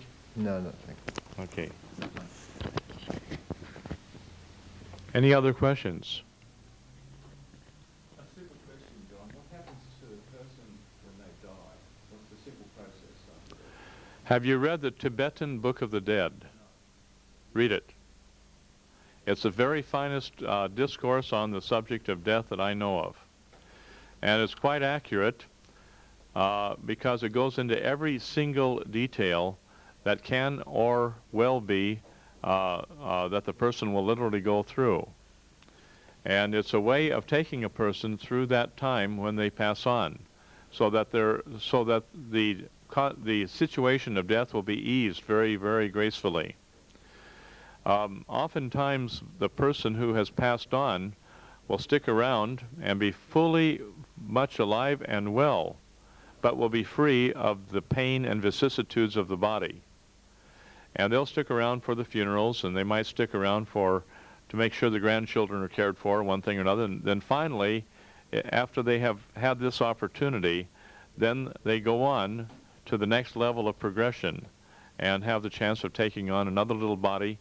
But that little body that they take on will be sealed upon them by the energies that they go through right at the time of death. This is why it's very important to have a good physical body wherein we are capable of receiving information through our physical body and again transmitting it out through our physical body in a certain prescribed manner. Because this physical body is, in this part of the universe, is totally different than physical bodies in other parts of the universe. This is the most perfect physical body we have, which is a perfect receptor for all sensory experience, and also the ability to project the activities of the mind out into the environment. And therefore we have the responsibility of preserving the genetic pool as we know it and keeping it as pure as possible, free from contamination and, shall we say, genetic deformity and so on, so that we have perfect bodies to receive life and to give life. This is a very important aspect of it. Then the spirit has experience and can grow and have the experiences that it needs to move into higher realms of understanding and experience. There is another paperback that came on the market a few years ago, and it's called Journey of Souls by Michael Newton. And Michael Newton is a hypnotherapist in the States who has had a lot of clinical experience where he regressed people beyond the normal way of doing hypnotherapy. And if you read the book, you'll find that he's been opened up to information of what happens once we transcend, or once we leave the physical body. And I certainly recommend reading that, because that will give you a lot more insight on what happens during the time.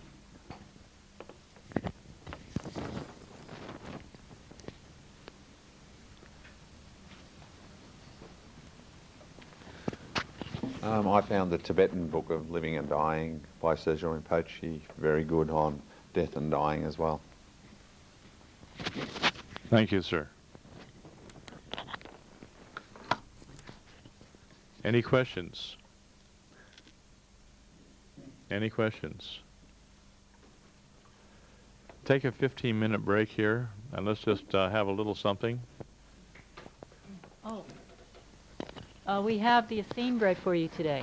Is it cut up, Victoria? Yeah, we have it. So if anybody hasn't tried the Essene bread, we have it back there for you. Look at it first, what's seen.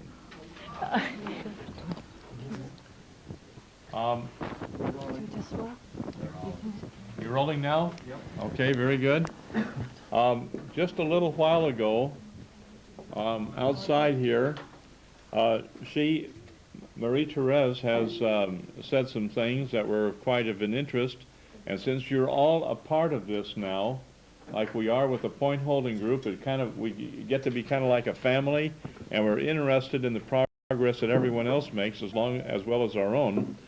I'd like to have you again express yourself as to how you feel through here and the solar plexus as you had suggested. Est-ce que tu peux expliquer ce qui s'est passé en toi? Oui, oui.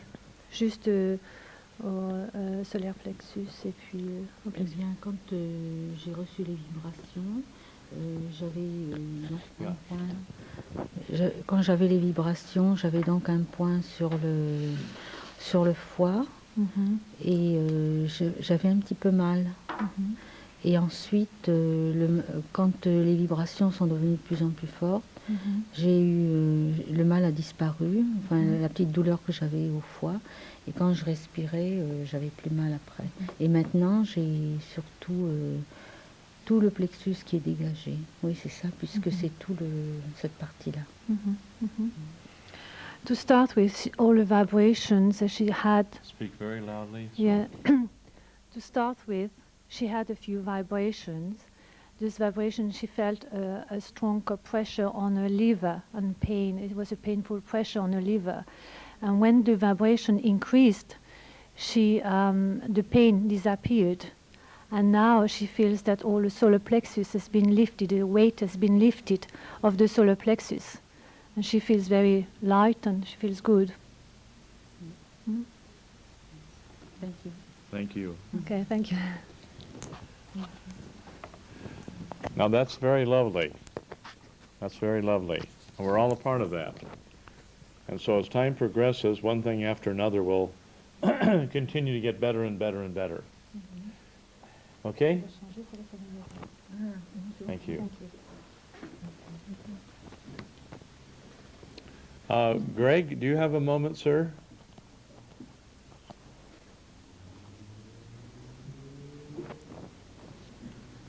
In like experiences here, for the record,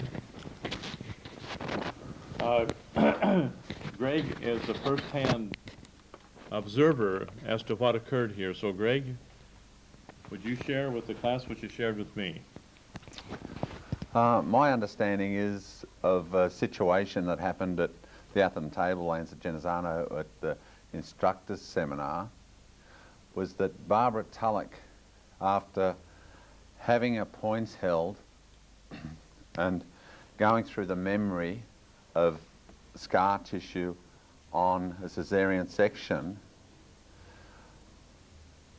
without actually having any burning during that session on the table, but in the preceding days after that, 2 days after that, she had she had burning while sitting in the class. After that burning, she went out and went to the toilet a day after that and discovered by accident after being at the toilet that the caesarean section scar had gone. I was one of the first people to get to her after that in the kitchen area, and she just was so elated and was calling people around, including Doug Morrison, and we all looked and all saw that the scar that was quite visible, she said, was a very, very faint line that you had to look very closely to see. The funny part about the whole story was that Doug Morrison had emailed Graham, the Secretary of Beans, President now, sorry, Secretary at the time, President of Beans. He was Vice President. Okay, yeah. Yeah, President of Beans, to put this story about Barbara in the Beans newsletter. Graham came to Genazzano and spread the Beans newsletter between the participants that were at Genazzano. Barbara Tulloch looked at the Beans newsletter in total ignorance, looked and said, oh, there's Barbara Tulloch who's had, and she's had a scar tissue dissolved the same as I had. Oh, and she lives in Townsville. Oh, and she does body electronics as well, without realising that it was her. And then finally the penny dropped. But to me, the funny part of the whole story is not only did she realise this, but then she told everybody that she'd actually done this. Fair enough. Sometimes we can get confused because we work with the morphogenetic changes. And if you know, like, because that's part of what we, dealing with within the families. And then if you've been talking about it and you read something like that, and I can quite understand how it happened. When she saw that, said, oh, wow, that's exciting, There's a Barbara Tulloch, I just imagine it. Scar disappearing, Townsville, it's me! How it all progresses, yes. Quite exciting. Thank you, Greg. Thank you, John. Thank you.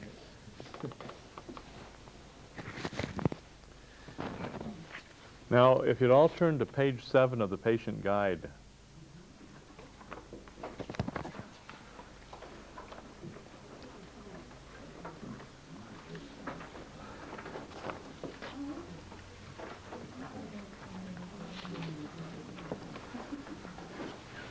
On the first little asterisk toward the top of the page on the lower bowel cleanser,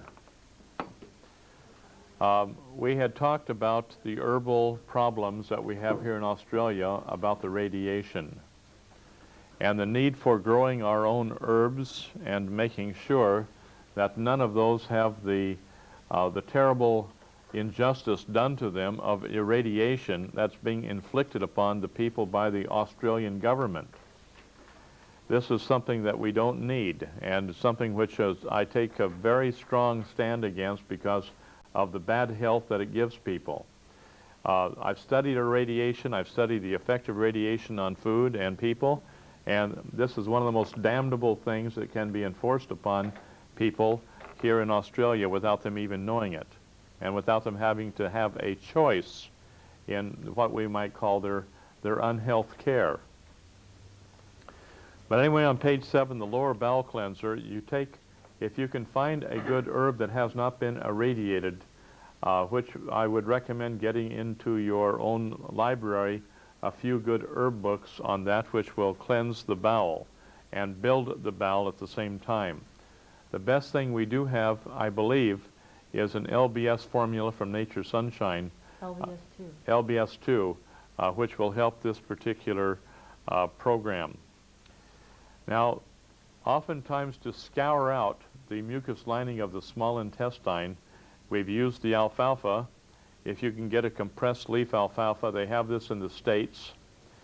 The Cascara sagrada is needed oftentimes to purge and shake loose the bowels when they're impacted and you have a problem with the person not able to move properly. And once the Cascara sagrada does the job, then we're underway. What do we have here, sir? Just the compressed leaf.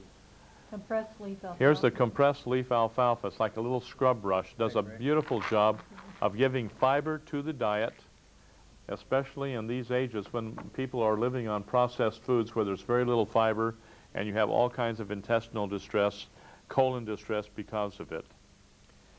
The next thing with an asterisk by it is the colonic irrigation, and I think we've discussed that sufficiently. Down two little lines is the psyllium husks.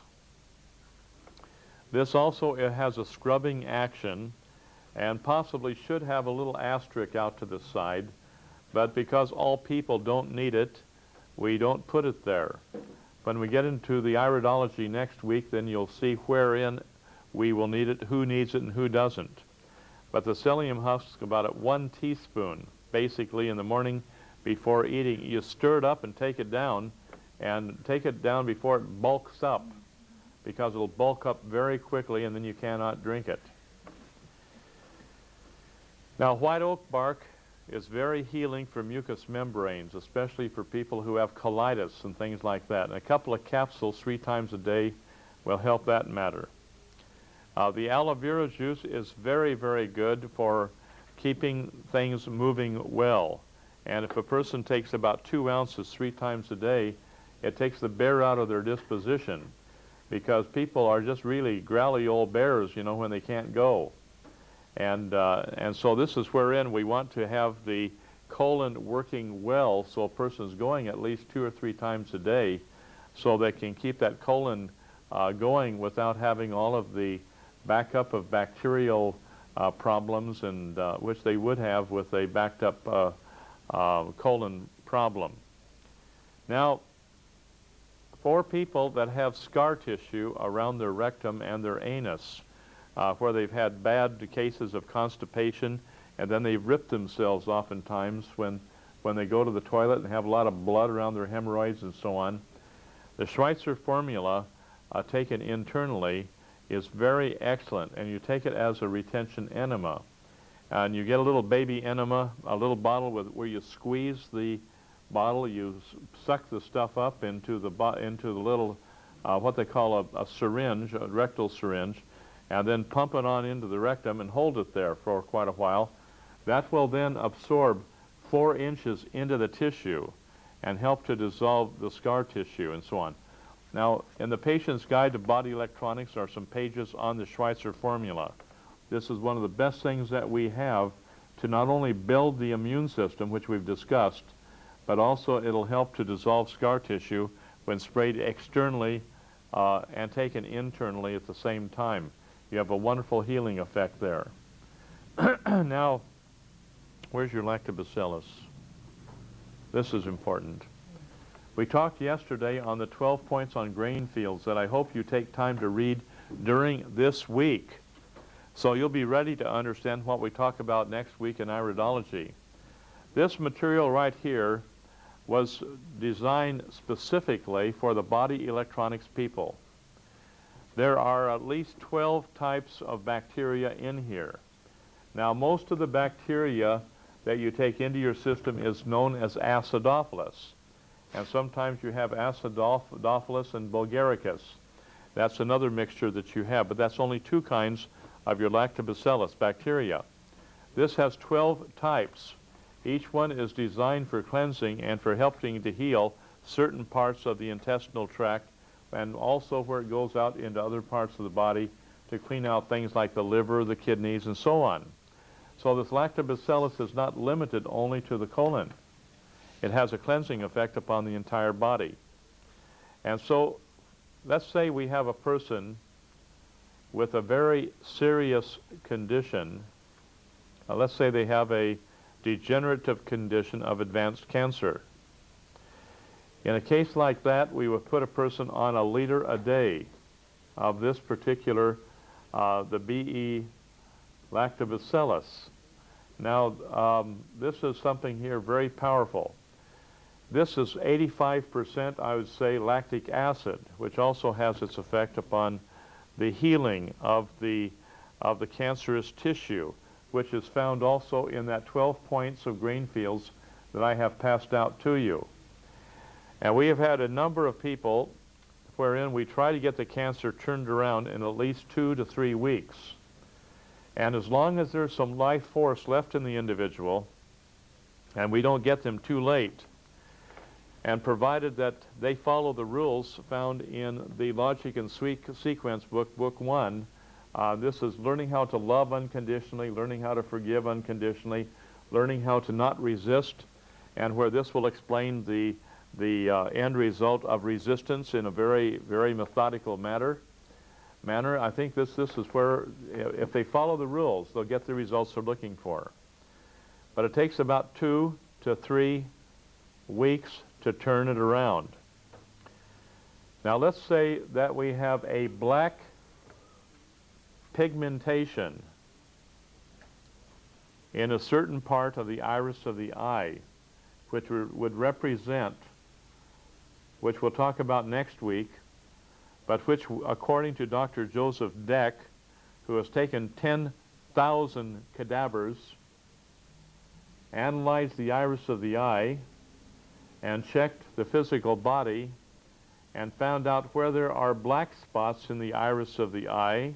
He will go into the cadaver and check it out, and there will be cancer in the tissues in the area where the iris says that the problem exists. Now, these black pigment spots in the eye, you'll have these little feelers going out like a little bush in the iris of the eye, showing a metastasizing cancer. It'll take about 2 weeks for these little feelers, like branches on a tree, to nub off in the iris of the eye.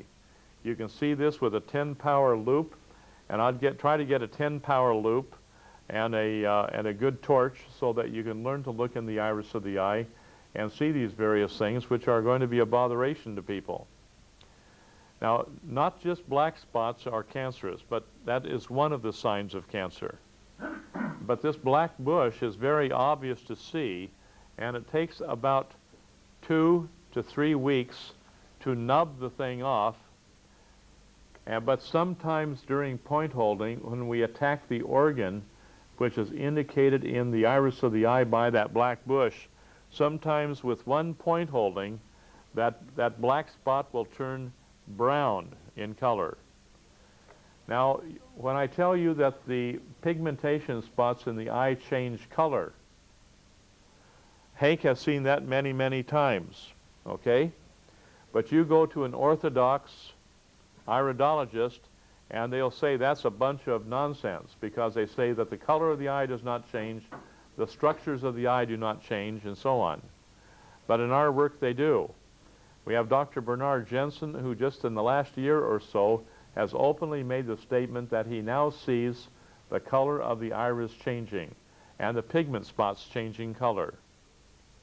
But yet again, he's using a very good balancing program on his diet. We're not into balancing, we are into regeneration, and you must learn the difference between the two. And there's a lot of study ahead of you to get that understanding under your belt. But this black bush in that area is important. And sometimes the black spots will disappear entirely within 2 to 3 weeks. And at that time, the cancer goes into what we call remission, which means it's no longer detectable. Fair enough? I want you to understand that that is indeed the case. It doesn't happen by a nutritional program alone. But the nutritional program must be there to get the nutrient saturation into the body, and your lactobacillus is one of the most important things that we can utilize.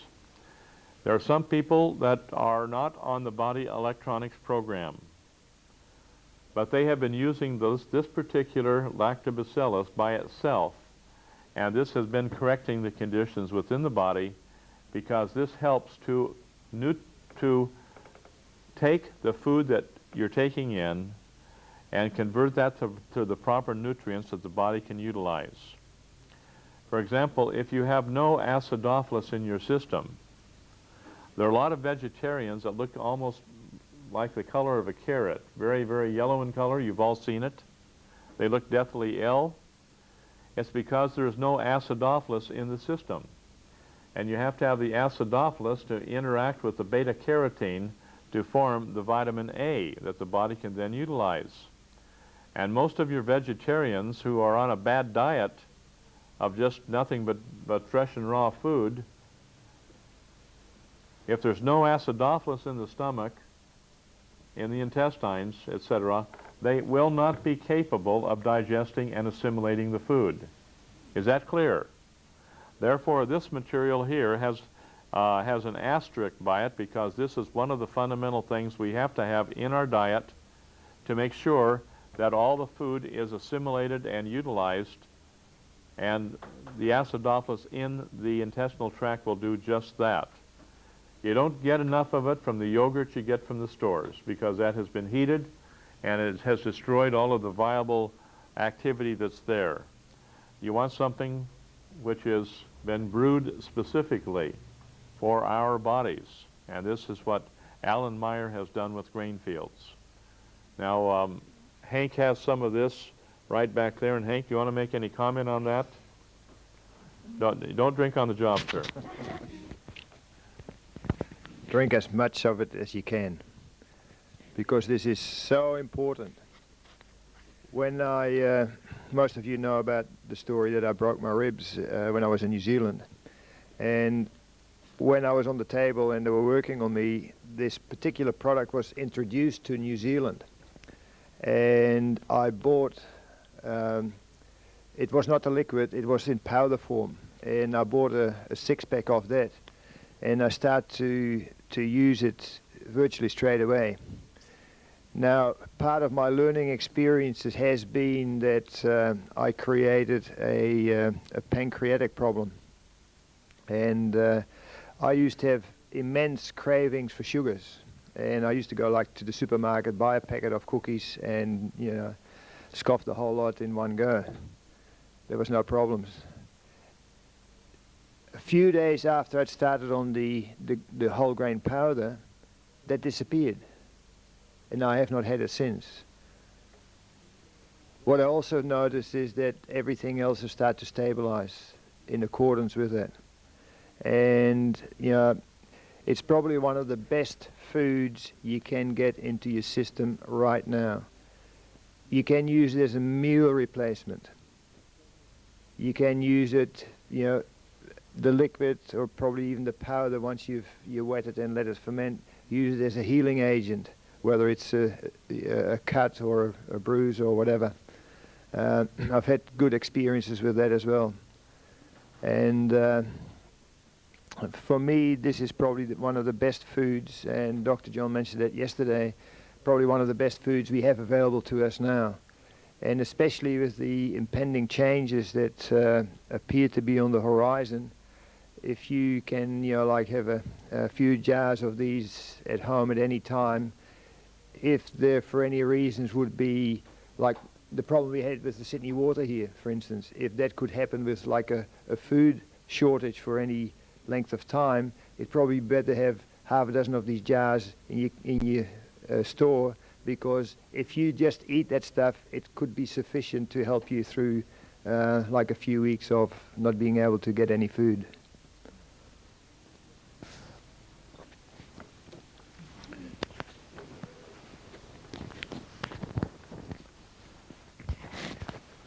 Now, on this grain fields BE lactobacillus liquid, if there is any degenerative problems, we have to get the intestines and the colon turned around. We have to turn it around so that the bad anaerobic bacteria which are in the intestine, which will kill off any of your aerobic good bacteria, we have to turn that around to get enough of the anaerobic, which is the oxygen-living bacteria, which is found in this particular material here, in the lactobacillus. We have to get enough of that into the system to purge out and to neutralize the bad bacteria. And that can't be done by taking a little teaspoon of this stuff day in and day out, You got to take about 1 liter a day for the first couple of weeks to fully make sure that you have established the good bacteria in the intestine. Then what we have done, because of people who are terribly ill and terribly toxic to the body, the toxins will destroy the good bacteria, because this acidophilus and these other lactobacillus bacteria are very, very sensitive. They die quickly under any type of a stress. So what we have to do then, after a couple of weeks, to get that good bacteria established in the gut, then we drop down to maybe a half a liter a day for a couple of weeks, and then down to about 100 milliliters a day, wherein we poop out about the equivalent of the acidophilus of about 100 milliliters a day. And so we have to take into our body enough acidophilus in order to survive well. This is why the fermented foods are taken in civilizations on a regular daily basis, like sauerkraut, for example. And they take that as a daily food to get the acidophilus into their system, that they can always have a good, healthy maintenance of a friendly flora, so to speak, in the intestinal gut. Did I make this clear to everybody? Okay, so these people that live to 120, 140 years of age, they live on a daily diet of fermented foods, which will have the, I think, kombucha tea, as some of you have heard of. This is in that category of fermented foods.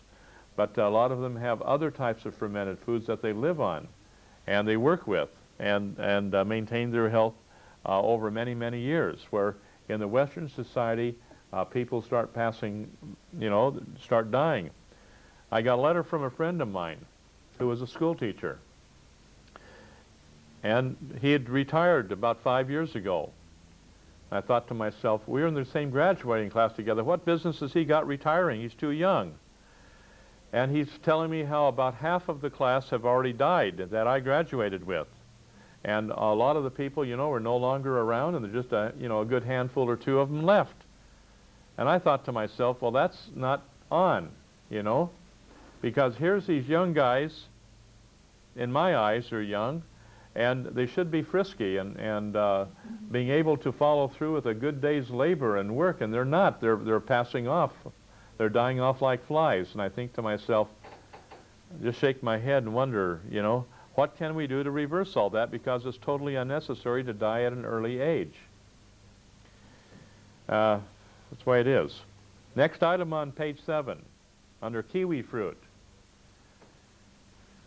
I have a stack of material about yay thick on my desk back in New Zealand on the tests that have been done on the actinidin, which is a proteolytic enzyme in your kiwi fruit, as an anti-cancer agent. We have had a number of different people that have done nothing but take kiwi fruit into their system as on a daily regimen of about 10 kiwi fruit a day. And just that alone has helped them to overcome the cancerous conditions in their body that were quite serious. So on the kiwi fruit, what is the actinidin? It's a proteolytic enzyme, and the proteolytic enzyme, as we talked about before, will eat up the abnormal tissue in the body if taken in large enough doses, and will help the immune system to be increased, because the proteolytic enzymes taken internally will boost the immune system tremendously. It'll help out with the digestion of the protein, so we don't have the continual buildup of the mucoprotein in the body, which are this kind of a white foggy stuff over the fibers of the eye that we'll get into next week. So this kiwi fruit is very, very important as one of the finest things that I have run across, next to the mature green papaya, which we talked about yesterday. Now, part of the mature green papaya information is in this particular folder. This will be a must for every one of you to get this little blue book and use that as a guide for most of the information. Not all the information's in here, but we already passed out to complete that the 12 points on the grain fields, which will help with protein digestion. Fair enough? Okay. Now next we have zone 3, the endocrine glands. Now we follow this through in iridology next week, so don't lose this patient guide. We'll use that again to go through with the pictures of the eye so you'll see exactly what you're dealing with and know what to do with the program. Now for the pineal, all we have to have is a good dose for the pineal gland and for the hormone activity there, we need to have the tryptophan, which is from raw protein, because we talked about how cooking will destroy the tryptophan. And the tryptophan then being a necessary amino acid for your serotonin, which now everyone's talking about how important serotonin is, but they don't realize that it comes from the tryptophan in a raw diet of protein. Now, that serotonin is a precursor for the melatonin in the pineal gland. So basically then, a good protein diet correcting protein deficiencies in the body will help out with the pineal, and it's the hormones that are there, the endocrine. It's an endocrine gland. Fair enough? Any questions? Okay. The pituitary, same thing. There's a lot of different herbs that are highly mineralized, that like alfalfa sprouts, which evidently have a great bearing upon the helping the activity of the pituitary gland. But there's no specific herbs that are given for that I am aware of. Now let's talk about the thyroid. Are you ready? The thyroid problem oftentimes comes by the silver amalgam fillings in the teeth, where that is converted to your methylmercury, which has direct effect then on the thyroid. Direct effect. And so what we want to do is realize that just taking, if you have a low thyroid, taking your kelp or your dulse and so on will not be enough. What we have to do is to correct the mercury intake and then purge the body of the mercury, which I'll have Anita talk to you about.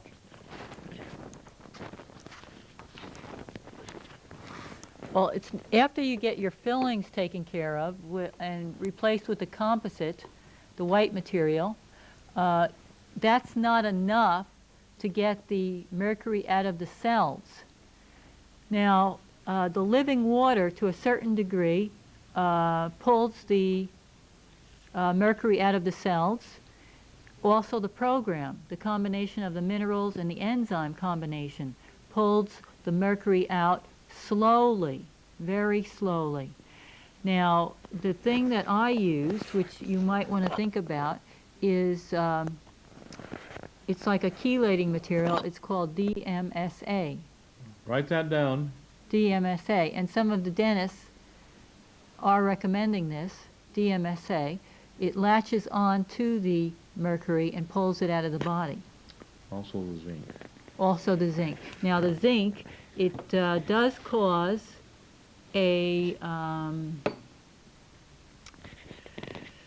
it takes out the zinc, so you should replenish the zinc within your body while you're taking that. It depletes, that's the word, depletes. It depletes your zinc. While you're taking the DMSA, it depletes the zinc, so therefore you need to put additional zinc in the body while you're taking the DMSA. A little closer from now on. And what's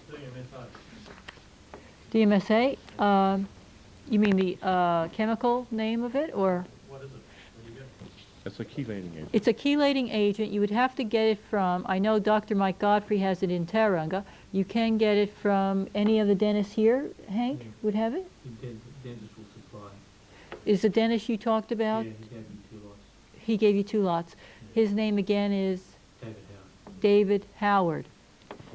David Howard. We'll get a list of that next week. And we'll get a list of that next week, Hank is saying. You've got that? So I've got the list, so I'll Good. forward it on. Okay. Okay, so you can get it from him.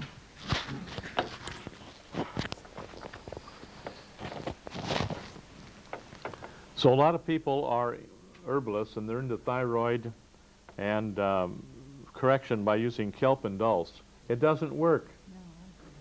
It will put your iodine into the body, which will help out with putting iodine so that the thyroid will work properly, but oftentimes the thyroid will not work because the thyroid stimulating hormone from the hypothalamus is not working.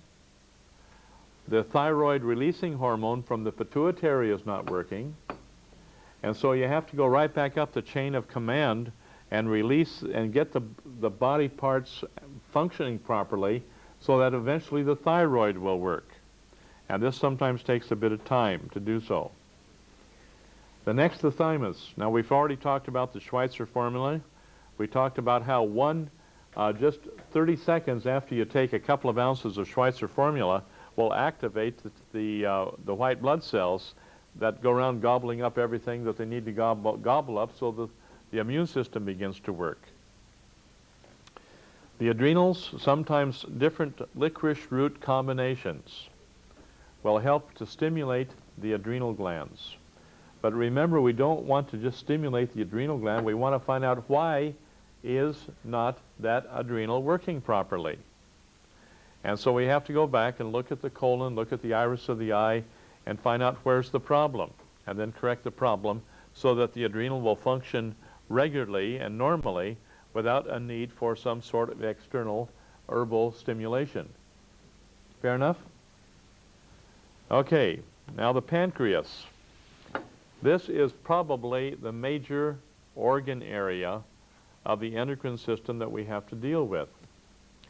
And so in my work with people going back many years, I tried to figure out what can we do to stimulate the activity of the pancreas. Because blood sugar was a big thing, diabetes was a big thing, hypoglycemia was a big thing. About 95% of the people had pancreatic disturbances and problems. So I read all the books I can. I couldn't get any answers. We ran across a few things like that. I can see it. What's the name of it? We buy them every so often. Those little roots, bulbs. It's good for women's hormones. Oh, What? The wild Tumora, yam? Tumora. No, the wild yam. Wild yam? Okay, wild yam. The wild yam is very, very excellent. And this helps with the adrenal, this helps with the pancreas because it has a natural insulin in it. But even though it has a natural insulin, it doesn't heal the problem with the faulty pancreas. And so we have to figure out what do we have to do with the pancreas. Now, I believe in prayer, which is not socially on today. If you talk about prayer and you talk about God and you talk about Jesus or talk about ascension, then you're into a very small minority of people that are that are to be frowned upon, because most people today are, frankly, are very much into godless type thinking, and that's fair enough. They have their choice and their privilege. They'll make their own way they want it. But I learned how to pray years ago. And in my prayers, I prayed for several months, 6 months to be exact, on what herbs I needed for helping to heal the pancreas. And so I was traveling on a trip from, I was heading from way up in Montana, and I was traveling across Utah I was going to go down into Arizona on business. And I was traveling across these desolate areas of Utah, these desert areas, you know, no cars in sight, just desolate areas there, praying about what herbs can I use for healing the pancreas. And I heard this voice speak out, says, look over the hills. Boy, I take my car, turn it off, turn it over to the side of the road, and I hopped out of the car and I said, okay. I looked over the hills. I'm looking over the hills. All I see over there is these little scrubby little bushes, and I'm looking over the hills. Well, so? And then it was explained to me in detail how these particular trees, which I found out to be, they were cedar trees, would be the most important herb in the world in the future for healing the sick. The most important herb in the world for healing the sick. Okay? Now, was it going to be the root? Was it the bark? Was it the needles? Was it the cedar berries?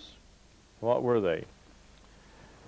Okay, I found out later then, after investigating this very thoroughly, that the cedar berry has been gathered up by the Germans all over the area of the Southwest America. And they gather up these cedar berries, take them to Germany, and they make some sort of an elixir from them, which helps people feel better. But nobody knows specifically what it did for people, other than the fact that it made them feel better. Well, we got these cedar berries, and we started using them. We found that people on 80 units of insulin a day, within a week or so, would come down to about 20 units. Then another week or two would come down to 10 units.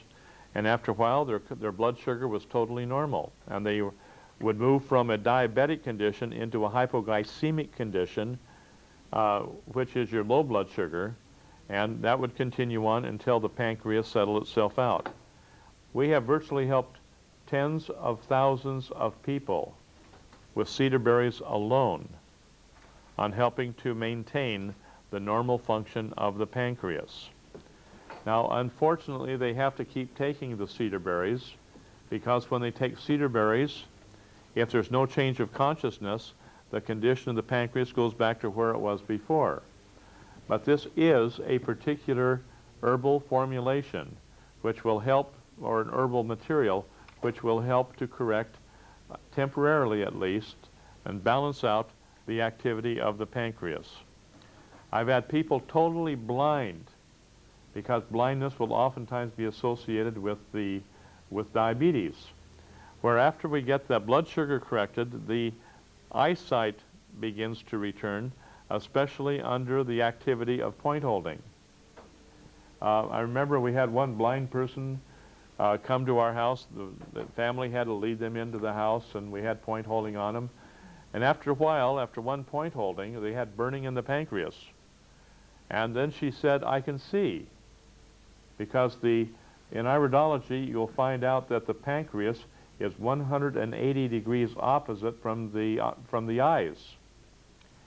And she could see, and she walked down the stairs to our little house on the lagoon there in Rarotonga, and she could see all the coconut trees there, and she could see a little car parked under the coconut trees, dangerous place to park a car. But she saw it out there, and she saw the grill work and everything else, and her eyesight was back.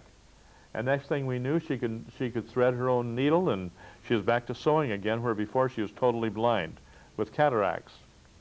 But when you correct the pancreas, the eyes are directly related by reflex action to the pancreas. And when you correct that pancreas, oftentimes the eyesight gets better and returns. But you take a couple of cedar berries 3 times a day, and the only place I know right now that you can get them is in the United States with Enzymes International. Now, I haven't done this yet, but if somebody will do the research on it and find out if there are cedar trees of like genus here in Australia, you have to get the cedar berries that have a lack of this toxic material, which is kind of like a, what's the name of it? Resin? The resin on the cedar berries. And this resin can be very, very toxic to the person. And you've got to have one without the resin, because the resin will be toxic.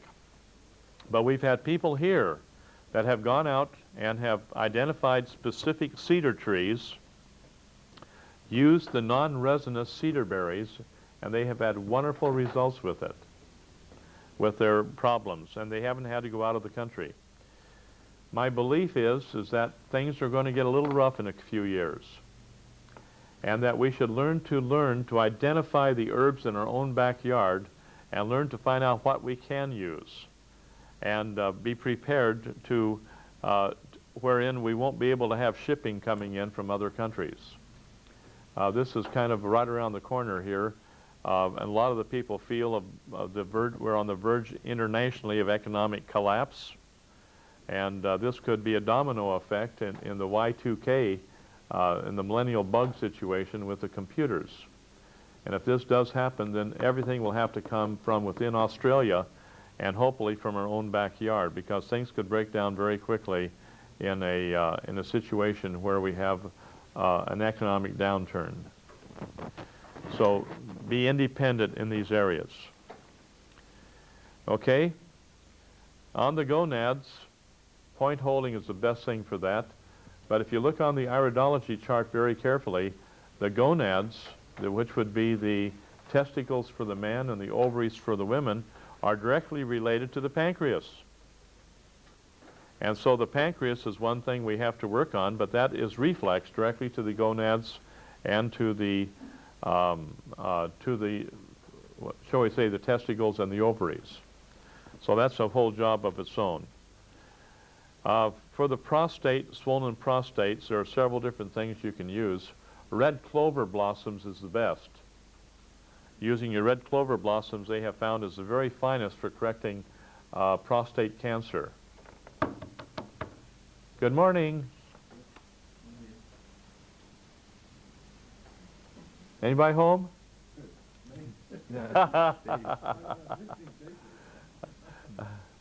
Good morning. Are you awake? No, right here.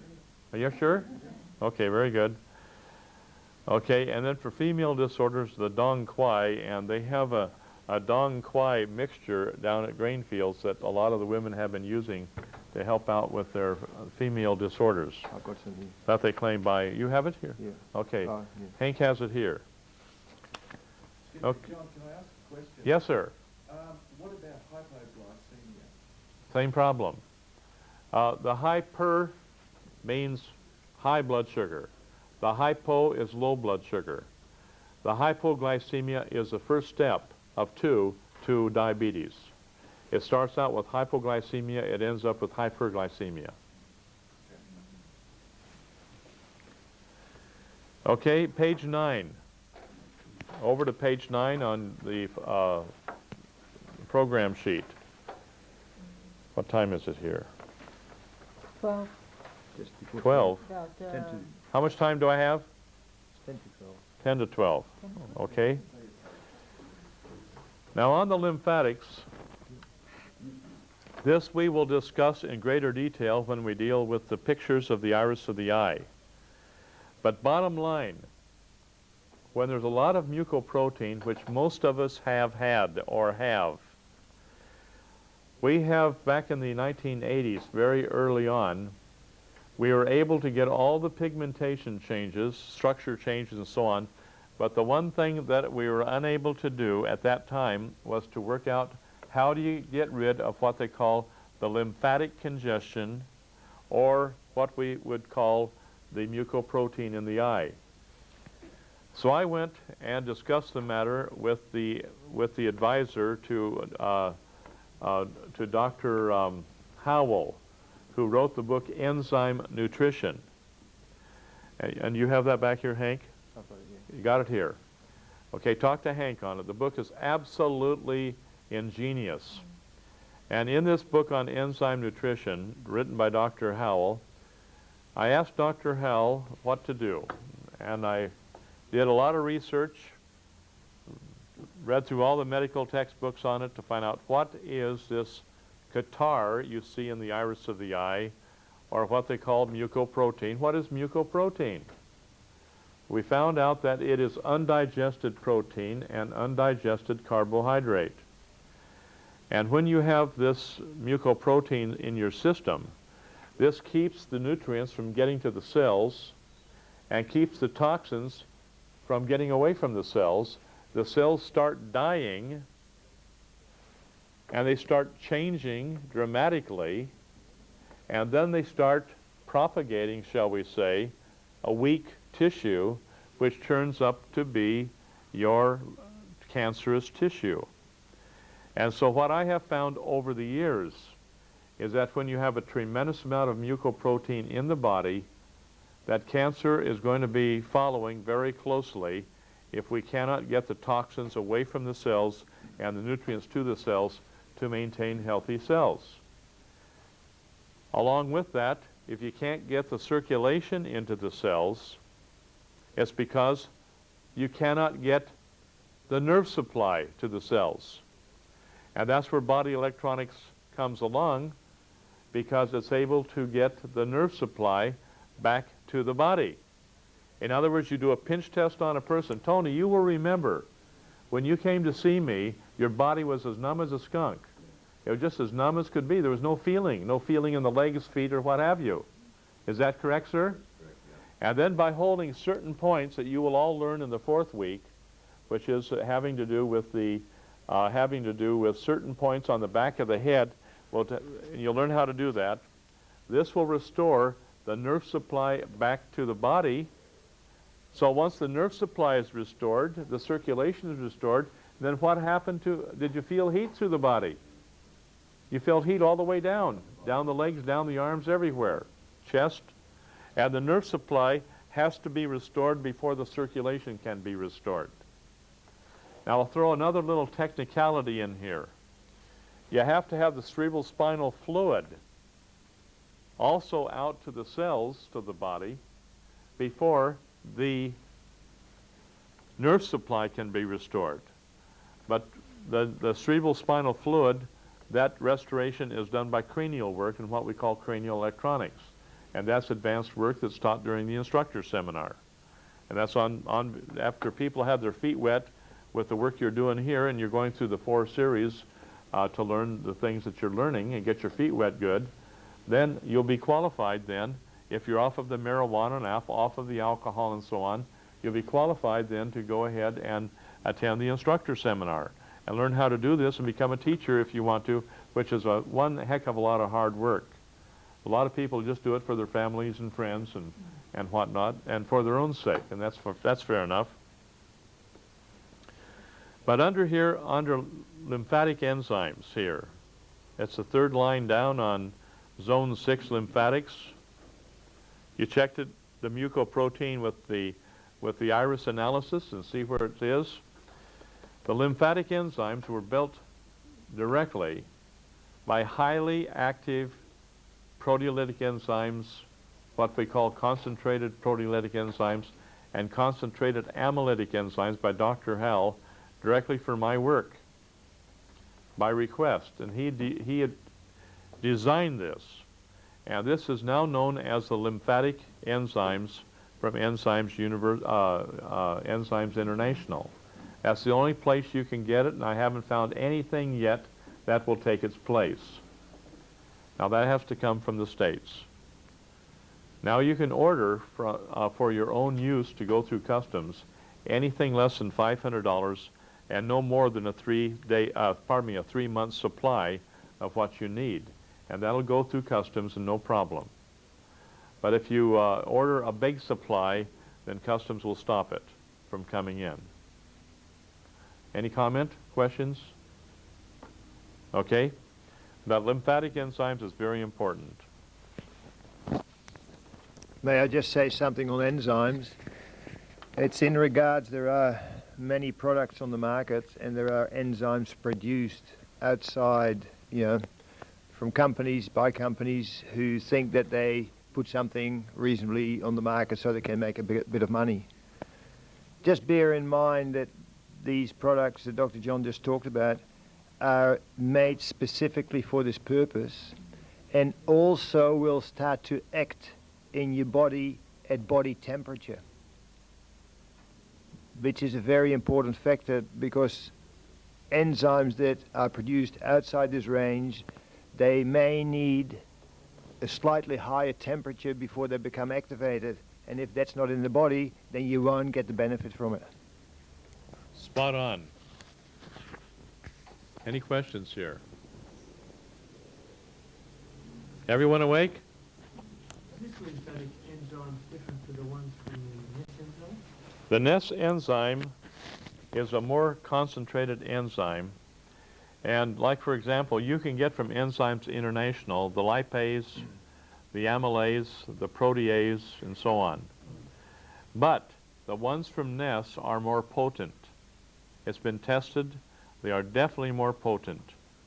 And but the thing is enzymes, the Ness enzymes are more potent than the like the number 1 for food enzymes, the number 2 for amylase, the number 416 for the protease, and the number 18 for the lipase. The Ness brands are more potent, okay? But that's the only difference. But the lymphatic enzymes, there's no, I have no way of finding something more local to take its place, and those will have to come from the States. And that does get results. That's, I've seen the first batch of stuff that I got on these concentrated enzymes, which are now the lymphatic enzymes. The lymphatic rosary disappeared in 6 weeks' time. And that was unheard of in all of your iridology information. It just doesn't happen. Once you have it, you have it. Medical says once you have lymphatic congestion, you have it the rest of your life. There's no way to get rid of it. You just have to take medication to control it, to get the diuretics, to, you know, to get the water out of your system. There you are. Do you have something you want to say there? No. You sure? No, you said it. I was going to just explain the different enzymes, but you did it. Okay. Any other comments?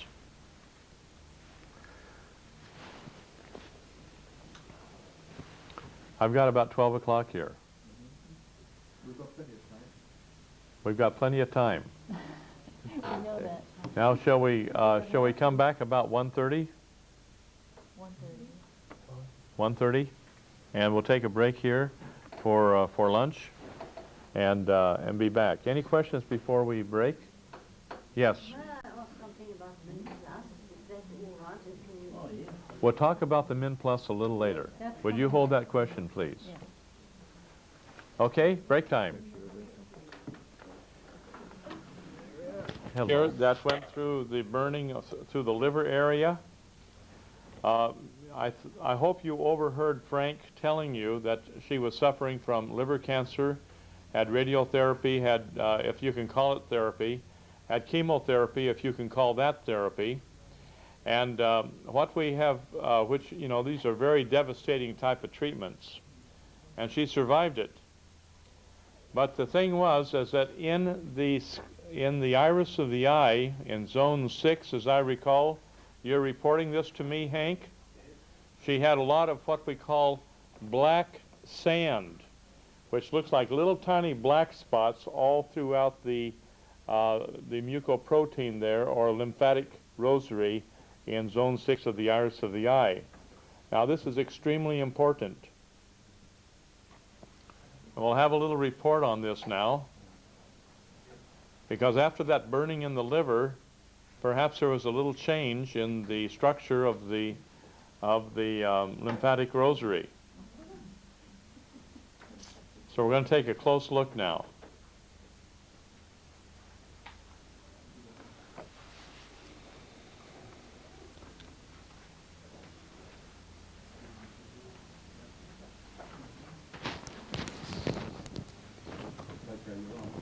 Okay? We'd like to continue on with page 9 on the zone 7, which would be out at the cellular level. Now, the traditional iridology will say that zone 7 will indicate what's going on at the skin level, because that's what people can see. But the zone 7 is actually at the cellular level of the body, indicating what's going on throughout the entire body and not just with the skin. Now, for the health of the skin, we will put a little check mark by dry brushing all over once daily with a natural bristle brush.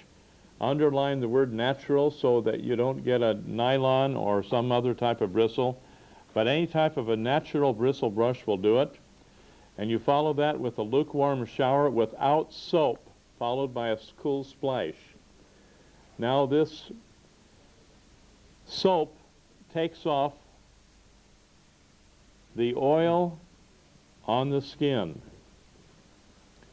The oil on the skin interacts with your sunlight, your ultraviolet rays from the sun, to give you vitamin D in a very complex chemical reaction.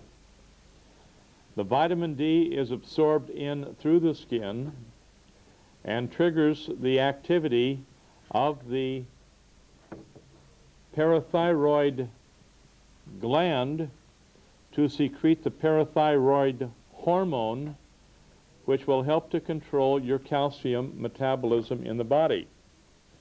So many people are ultra clean. They take a bath 3 times a day with soap, and they're ill because they haven't got the ability to convert the vitamin D, because there's no oil on the skin to get that vitamin D naturally from sunlight.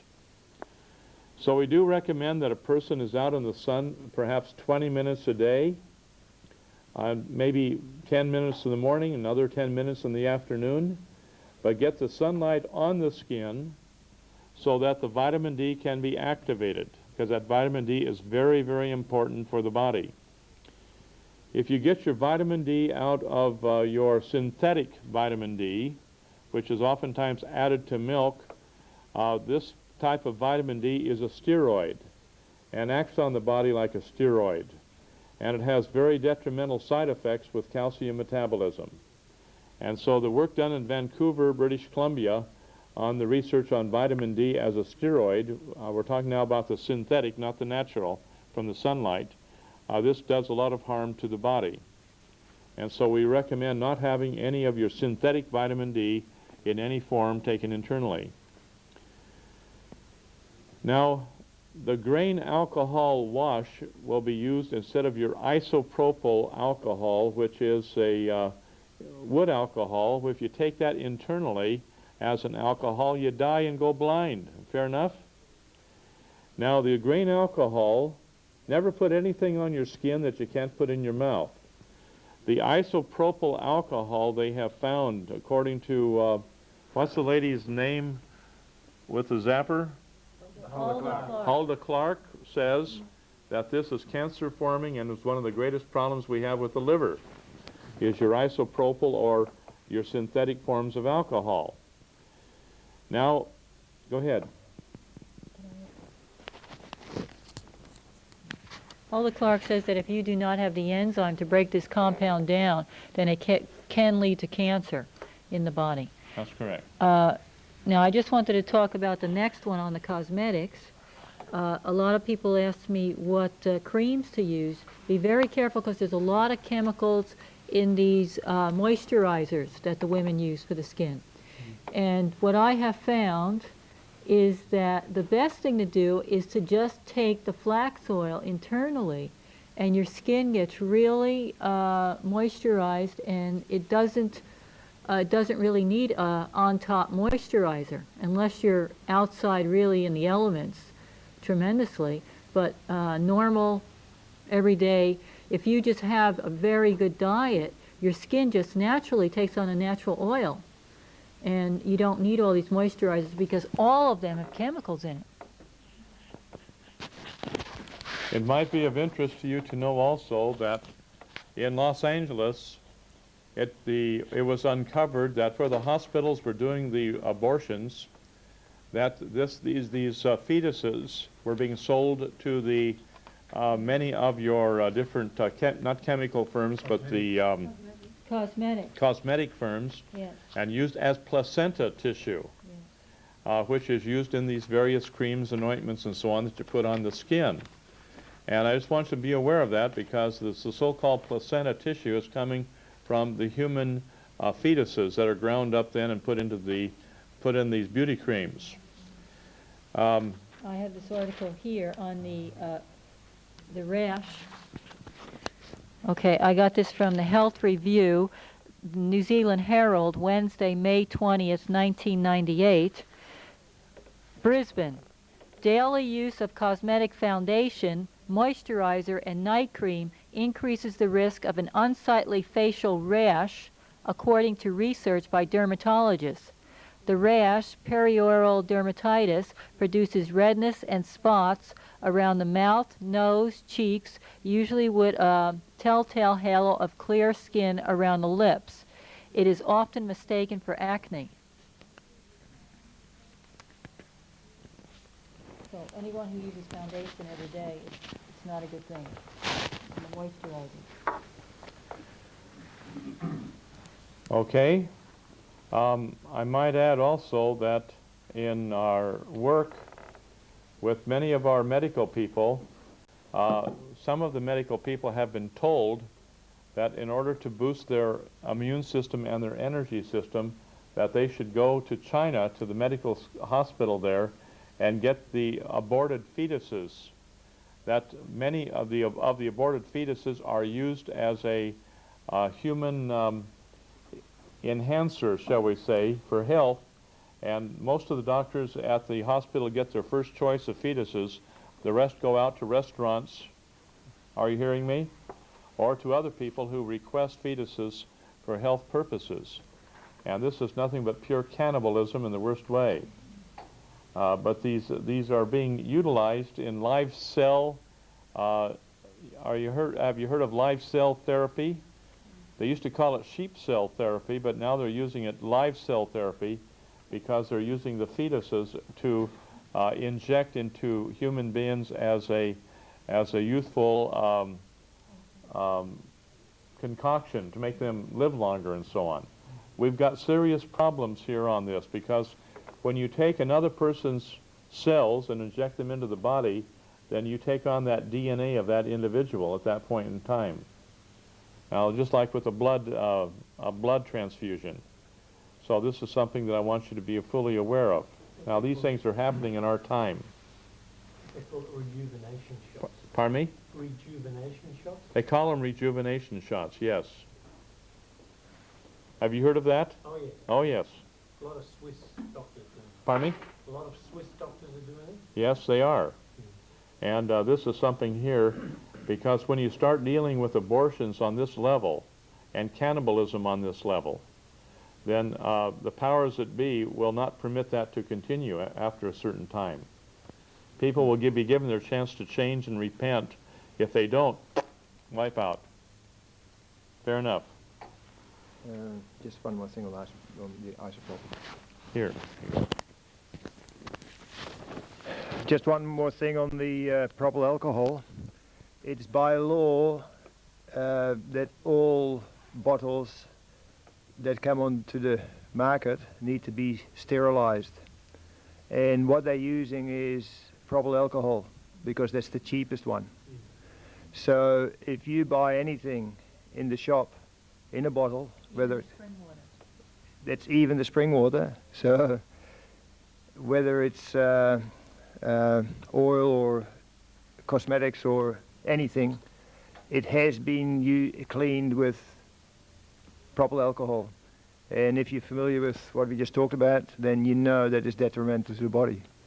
That's why it's another reason to think twice before you buy something. You got something there? Well, I just wanted to say about the lipsticks. A lot of the lipsticks have red dyes in it, which in the United States they have found to be cancer-causing. There is one company in Kerikeri, where I live, in New Zealand, that makes the lipsticks out of clays from the earth, and they're called Living Nature. Living Nature in Kerikeri, K-E-R-I, New Zealand, for women that want to use lipsticks. She's using just clay. You can't get the full range like hot pink or anything, but you can get some natural warm earth tones. Can you spell that name that you said, Kerikeri is K-E-R-I, and that's in New Zealand, Bay of Islands, New Zealand. Now the sunshine on the list here on page 9, about 20 minutes per day. And do not use soap on the skin. Now the next point down here, We haven't got into this yet in body electronics. A lot of you already have had the experience with the STO point. But make sure that the STO has been effectively administered by checking before and after with a pinch test. If a pinch test is not activated, you return to basics and check your nutritional saturation, the spinal manipulation if appropriate, and so on.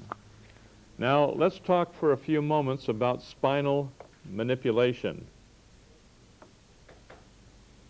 If you have a chiropractor who knows how to do very good spinal manipulation, that chiropractor will be pure gold to an individual, provided that they're not bought in by this technique of giving a person an adjustment, come back again next week.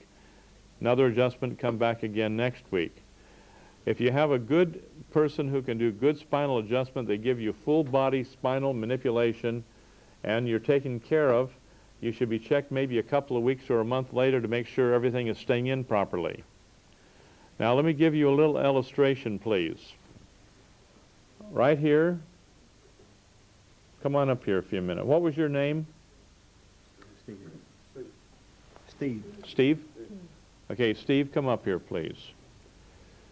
Now, Steve had a large hole in the upper part of the back. He's got a couple of calcifications lower on downstream. He was having a lot of pain in his chest area here. When was that, Steve? Day before yesterday? Yeah. About day before yesterday, or no, 2 days before yesterday. Yeah, it was on a Thursday night, if I recall. And so what we did is we gave him an adjustment and corrected the subluxation on this one vertebrae that was way, way out, which put a lot of pressure on the heart area, like in the first, second, and third thoracic vertebrae. Now you can do all the point holding you want, but if you don't get those calcifications dissolved in the spine and get those vertebrae that are twisted, pinching a nerve, back in position so that the nerve supply is restored to the organ, you're barking up the wrong tree. You've got to have a good adjustment from a reputable chiropractor that does the full body manipulation and brings those back into line, because as soon as that not calcification, but as soon as that vertebrae was put in, it's now in position proper. And what happened in here at that time, Steve? Oh, throughout the adjustment, there was a massive, like a lightning bolt right down my arm, right to my thumb, and it released. Excuse me. Could Thank you hear that? Could you hear that, Wayne? Get it again. Start over, Steve. I want to make sure everyone hears this on the tape. When Dr. John adjusted my thoracics, there was like a lightning bolt down my right arm, right down to my thumb, and straight away it felt more in alignment through here, and I haven't had chest pains like I was having before. Say that again? I haven't had the chest pains like I was having them before. Yeah, chest pains are pretty much gone, aren't they? Yeah. Yeah, that's good. Now today, he was having another problem where I told him last Thursday night, I said, we'll get this problem taken care of, and then during the seminar, I would adjust the first and second cervical in. And he was having trouble getting blood supply to the head, was falling asleep back here, and I called his attention kindly as I could to stay awake, but he was having a struggle doing that. Now what happened now, Steve? Oh, it's much better, much better. I was feeling quite listless before. Yeah. It's relieved it. But did you feel the blood supply going up into the head? Yeah. Yeah, straight after the adjustment, I was told to lie down for about 10 minutes, and yeah, I could feel the blood supply, the rush to the head. Everyone got that? Now that's important for you. And so chiropractic is very much a part of body electronics. And if you can find a good chiropractor, that's where he's worth his weight in fine gold. Or osteopath. Pardon me? Or osteopath. Or osteopaths.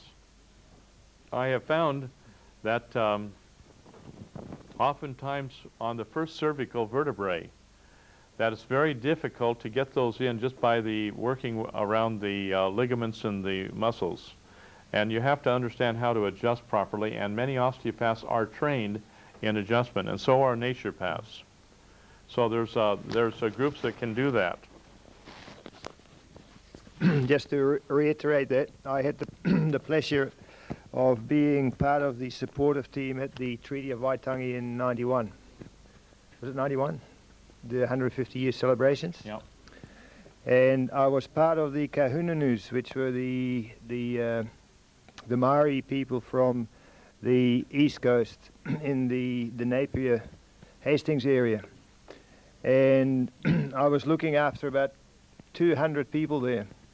And you know, like the younger Maori guys, they were all big rugby players. And it took about, I would say, about 5-6 days before that sussed me out and came to me for any help. And I'd been part of the osteopathic school for a couple of years. And one of the things we look at is where the occiput is down on one side, which means it's jammed on the C1 area, what Dr. John just talked about. And each and every one had those problems. And I was doing these adjustments, like with the release of the tissues, and then in a specific way, where they lie on the table, and where you press with the side of your thumb and bring it in towards you to manipulate it in that way. And some of them were so strong that it took more than one treatment. But what I experienced is that I had so much pressure on my thumb that even up till 6 months later, I still could feel that, because it was really locked into the system, and it's very, very hard to release. And this is why you need to do other things first in order to release that. And this is what we do within body electronics work.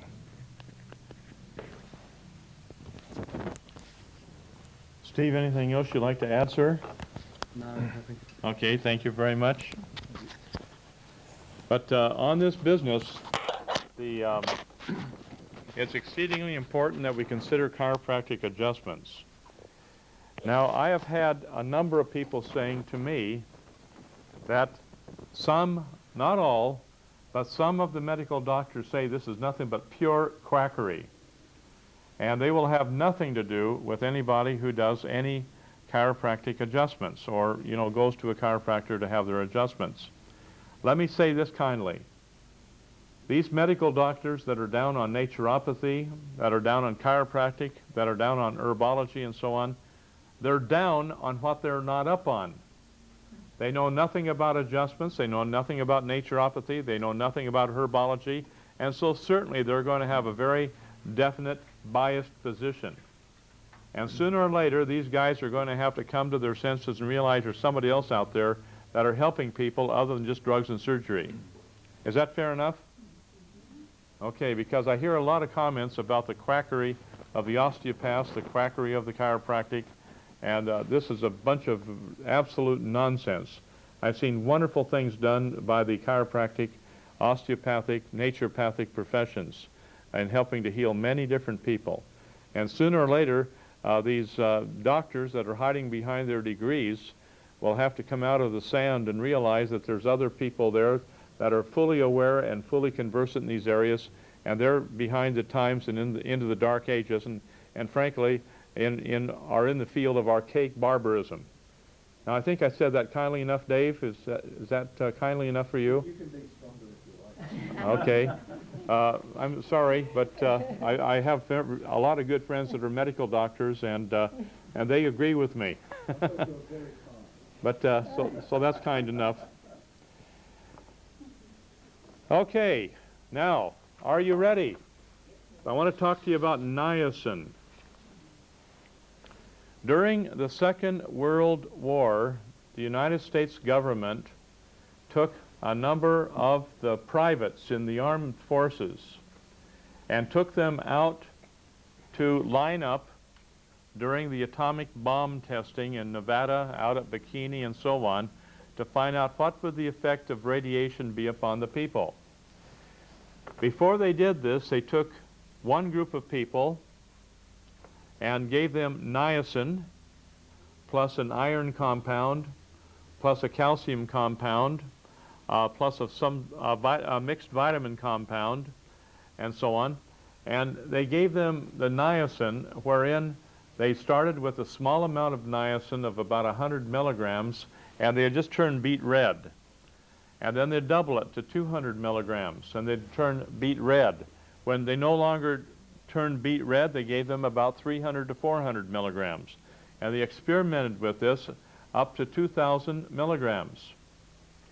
Now, when they got to 2,000 milligrams and the person no longer had a beet red, some of the experiments went up as high as 3,000 milligram, when actually about, I think, 4,500 milligrams is a lethal dose.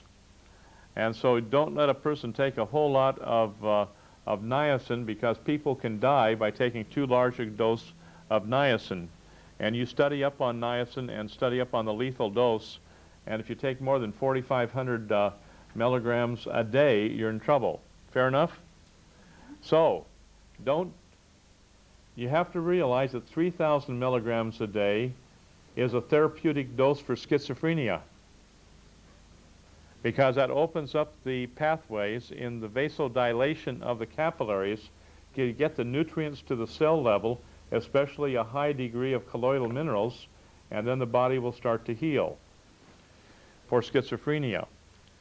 But in this case, what they found is the people who no longer had radiation, or shall we say, where they turned red at 2,000 milligrams, when the atomic bomb went off, the group that did not have the preparation for it with the niacin and the roughshod vitamin supplementation, they were fried with radiation.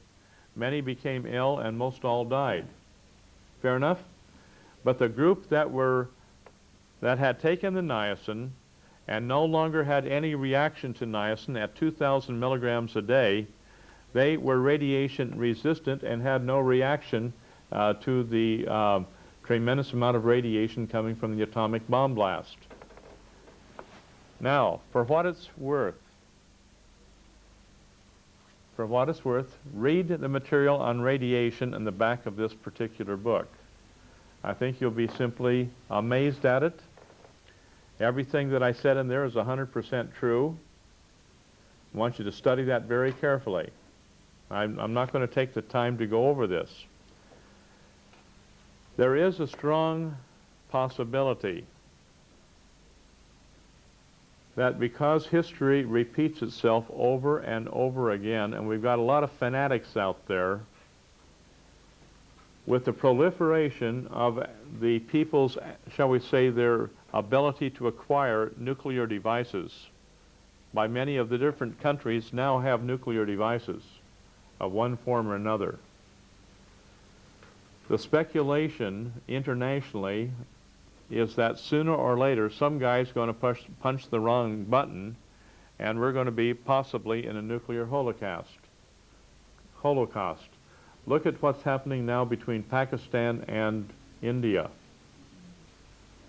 That is a very dangerous situation, and both are now nuclear powers. But you have other countries that are nuclear powers and create nuclear devices. Now, sooner or later, somebody's going to get a hold of these things, which they already have them in their possession by purchasing them from the Ukraine or some of the other satellite countries of Russia, and suddenly somebody's going to, punch the wrong button when they get a bee in their saddle, so to speak, a burr in their saddle, however you want to do that. Now, if that does indeed happen, we're going to have a tremendous amount of radiation going around the world. Now, if this indeed is the case, as a precautionary measure, I would recommend that people take their niacin as outlined here on page 9 and page 10 and build up the radiation resistance in the body by, shall we say, re-experiencing genetically old radiation that's been in there for who knows how long, genetically. Fair enough? Now, if that indeed does happen, we have a number of different people who take radiation, or shall we say niacin, and they take this niacin on a regular basis, and when it starts to get into the genetic memory, you have all kinds of strange things happening on the skin. Now, first of all, if you stand in front of the mirror during a niacin flush when it first forms, you will see the outline of old tank tops and different clothes that you had, the shorts that you wore, the different things wherein you've been irradiated with sunburn. How many have had that opportunity to do so? Just about 5 or 6 of you, okay? After a while, when you take the niacin, look at the sunburn, different places on your body where you've had sunburn. Now, bottom line, after you take it for a long time, you start having all kinds of geometric formations on your body. Very odd, because you don't remember any clothing that looked like that.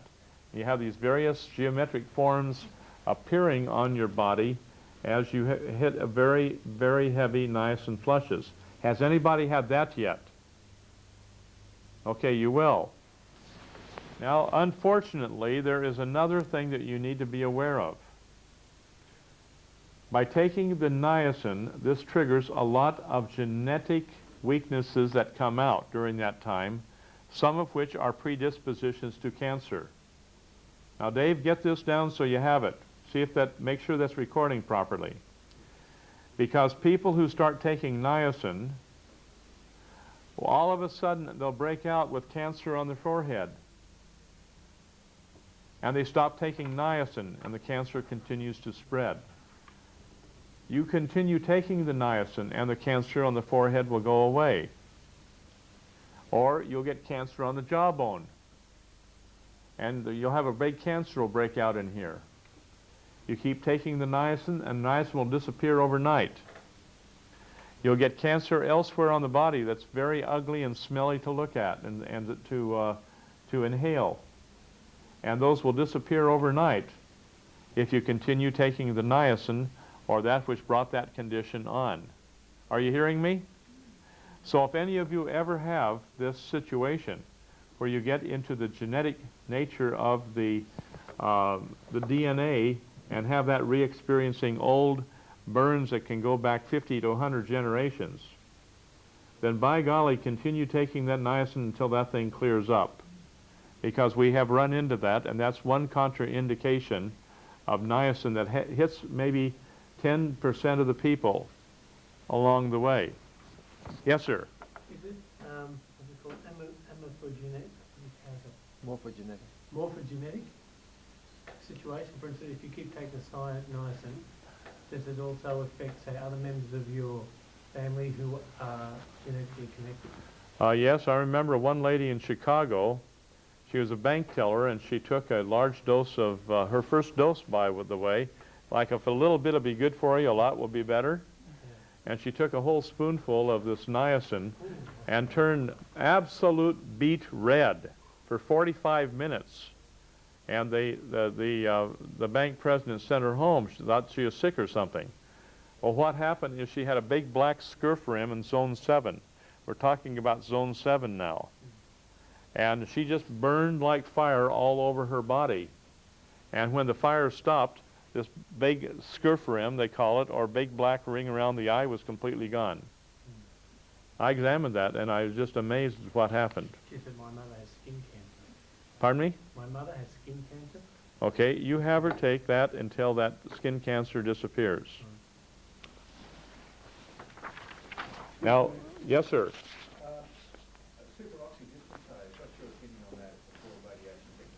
You're down scale a bit. You need to go back to the basics of enzymes, minerals, and so on, rather than taking a magic bullet. So does it work? Pardon? Does it work? FOD, does it work? It doesn't work the way that we would want it to work, because it's out of time, out of place. It's not working on a synergistic level to bring out the health of the entire body. Yet it's looked upon as a very favorable item to many people, but it doesn't get the job done. Does taking B3 by itself overcome radiation, or do you have to use the ray program with it to... You have to use the entire program because, see, all niacin does by itself is acts as a vasodilator. It's a B complex. It's a part of the B complex. It's a B3. Now you have to use the niacin, the nicotinic acid, mind you, rather than the niacinamide, because the niacinamide is also a B3, but it will not give you the flush. And therefore, from a therapeutic point of view, we have to discard that because it doesn't do what we want it to do, which is opens up the capillaries by dilating the vessels so all the nutrients can then get out to the cell level.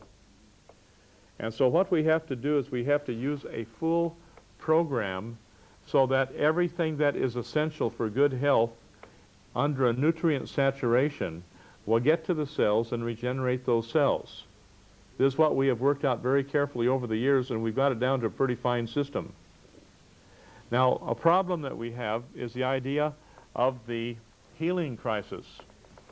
Here's where you need to understand Book 2 in the healing crisis, because when you get all the nutrients to the cell level, then every trauma you have ever had, psychological or physiological, will come back in reverse order.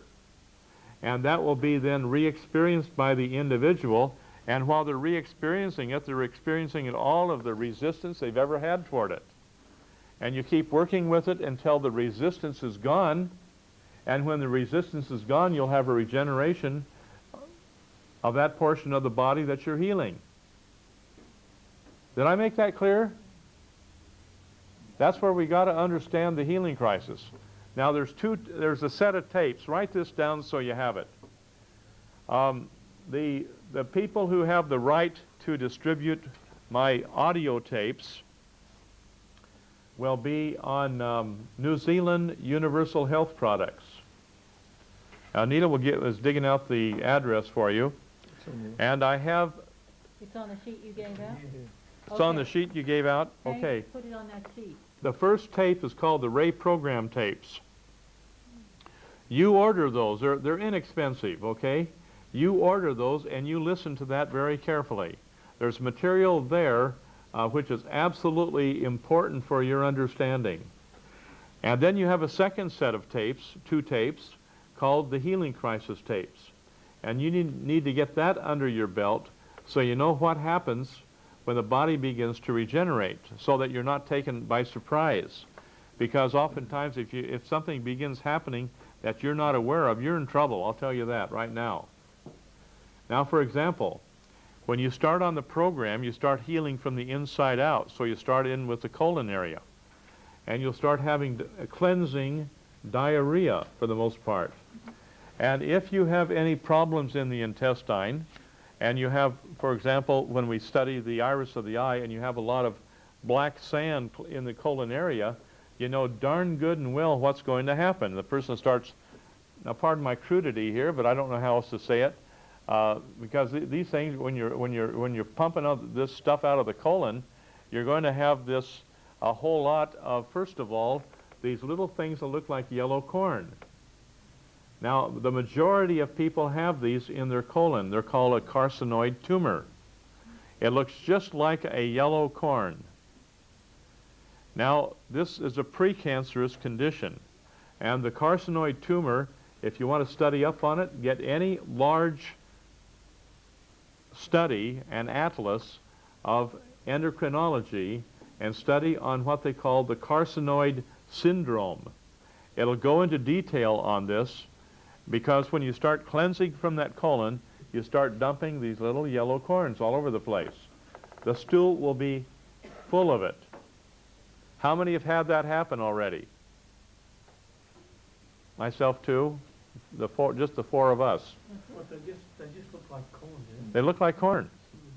Now the largest one will be no more than 3 centimeters in diameter. The largest ones that you pass will be no more than 3 centimeters in diameter, and that's just a little more than an inch. Okay? Now, once that yellow corn is out of your system, then you start pumping out, literally, with your cleansing diarrhea, you start pumping out little gray things that look like a pussy willow with little black feelers on it. Pardon me? I've had that. You've had that. Okay, those are real McCoy cancers. Now, you take those to any surgeon, and they'll tell you, where did you get those? Out of the colon. And they say, yes, we cut them out of people every single day. And so if an exploratory is done and they find these carcinoid tumors, oftentimes they'll do a colostomy. Or they'll cut out a certain portion of the colon where you find these little yellow corns. But if you have the fuzzies, as we call them, warm fuzzies, you like that? People think warm fuzzies means something different, but to us, warm fuzzies are these little pussy willows with black feelers on them. Now, when those come out, those are the cancers, and you feel absolutely terrible with cramping and pain and everything else in the colon as these start coming out through your cleansing diarrhea. And you've had that. Oh, yeah, terrible. Terrible. And you feel rotten at that time. Oh. But suddenly it's over and you feel wonderful. Yes. Bingo, you're there. Now, that's very, very important to get rid of these things out of the colon.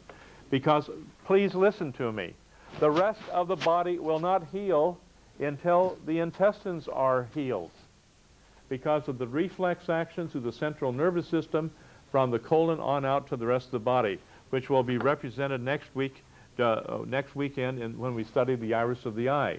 This is extremely important. Now, so we have to get that colon cleaned out. Now, once that's cleaned out, we're in good shape. Now, once you pump those out of the system, then you have in the colon and small intestine, you have circular muscle structures, okay? If you can see me here, these fingers are circular muscle structures. Okay, for the peristaltic action, you know? Okay, here's the circular muscle structures. But when you get constipated, then you have a herniation of these circular muscle structures, and they open up, and then you have a kind of, through the mucosa, is pushed out, like a finger in an inner tube, is pushed out through these circular muscle structures. That becomes full of fecal matter and becomes what we call a diverticulum. Pardon me. The diverticulum is the outpouching in the wall of the intestine. When it gets plugged up with the material, it's called a fecalith. A F-A-E-C-O-L-I-T-H, a fecalith. Now, this fecalith is the hardened matter, fecal matter, which moves out through that outpouching in the wall of the intestine.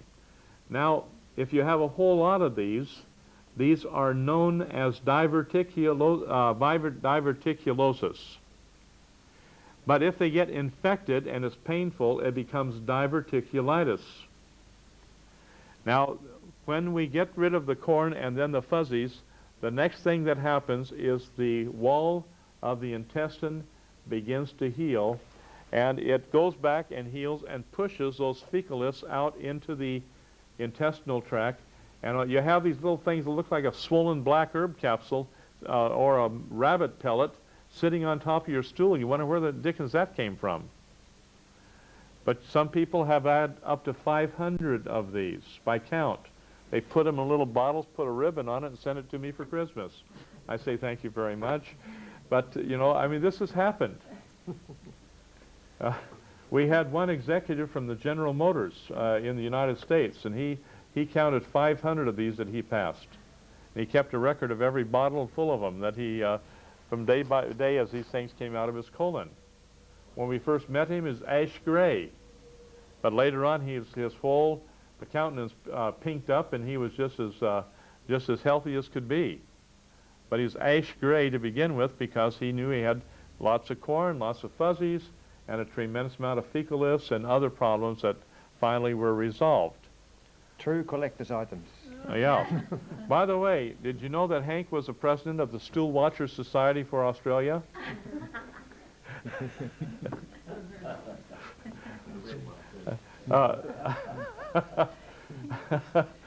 Some people, you know, they have a little coat hanger that they beat things with to make sure they get all their little trophies that they put in their little glass jars and use that for dinner time table conversation when they're on a cleansing program.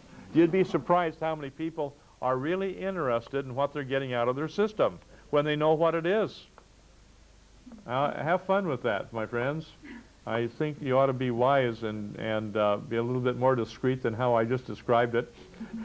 But nevertheless, this is table talk conversation for a lot of people who are on the program, because when they finally get to these great big cancers, which look like a hand, you know, with a great big egg on it, and when you pass those things out of your colon, it is a conversational piece. Right, Anita? Yes.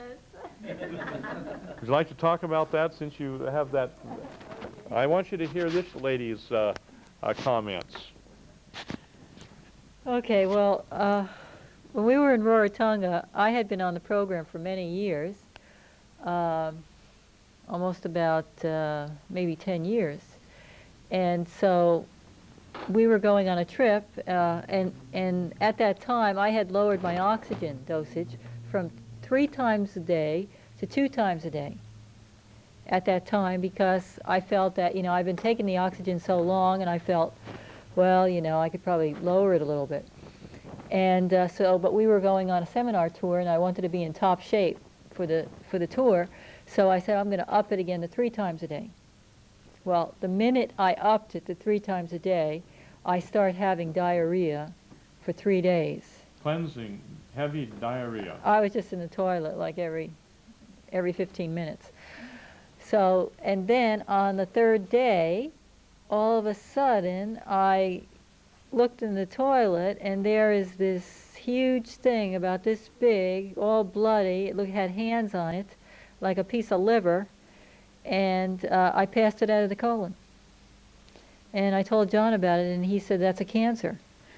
And what was happening just before I passed it was I felt this like ripping on the colon wall. It just felt like somebody ripping something out of me, like a rubber band, like snapping in there. That's how it felt. Like intense. It was an intense cramp, and then like a ripping feeling off the wall of the colon. And then I saw this thing, and it was just a big mass of blood in the toilet. You didn't keep it. No. I am not a stool watcher. I mean. But then what happened after that? Yeah, and then the following day, I also passed another one. And also with this gripping action, this ripping, it feels like somebody pulling something off the wall of your intestines, or off the wall of your colon. Like the only way I could describe it is like a rubber band snapping. What else? Okay, if I recall correctly, on the scales you were down to 95 pounds at that time.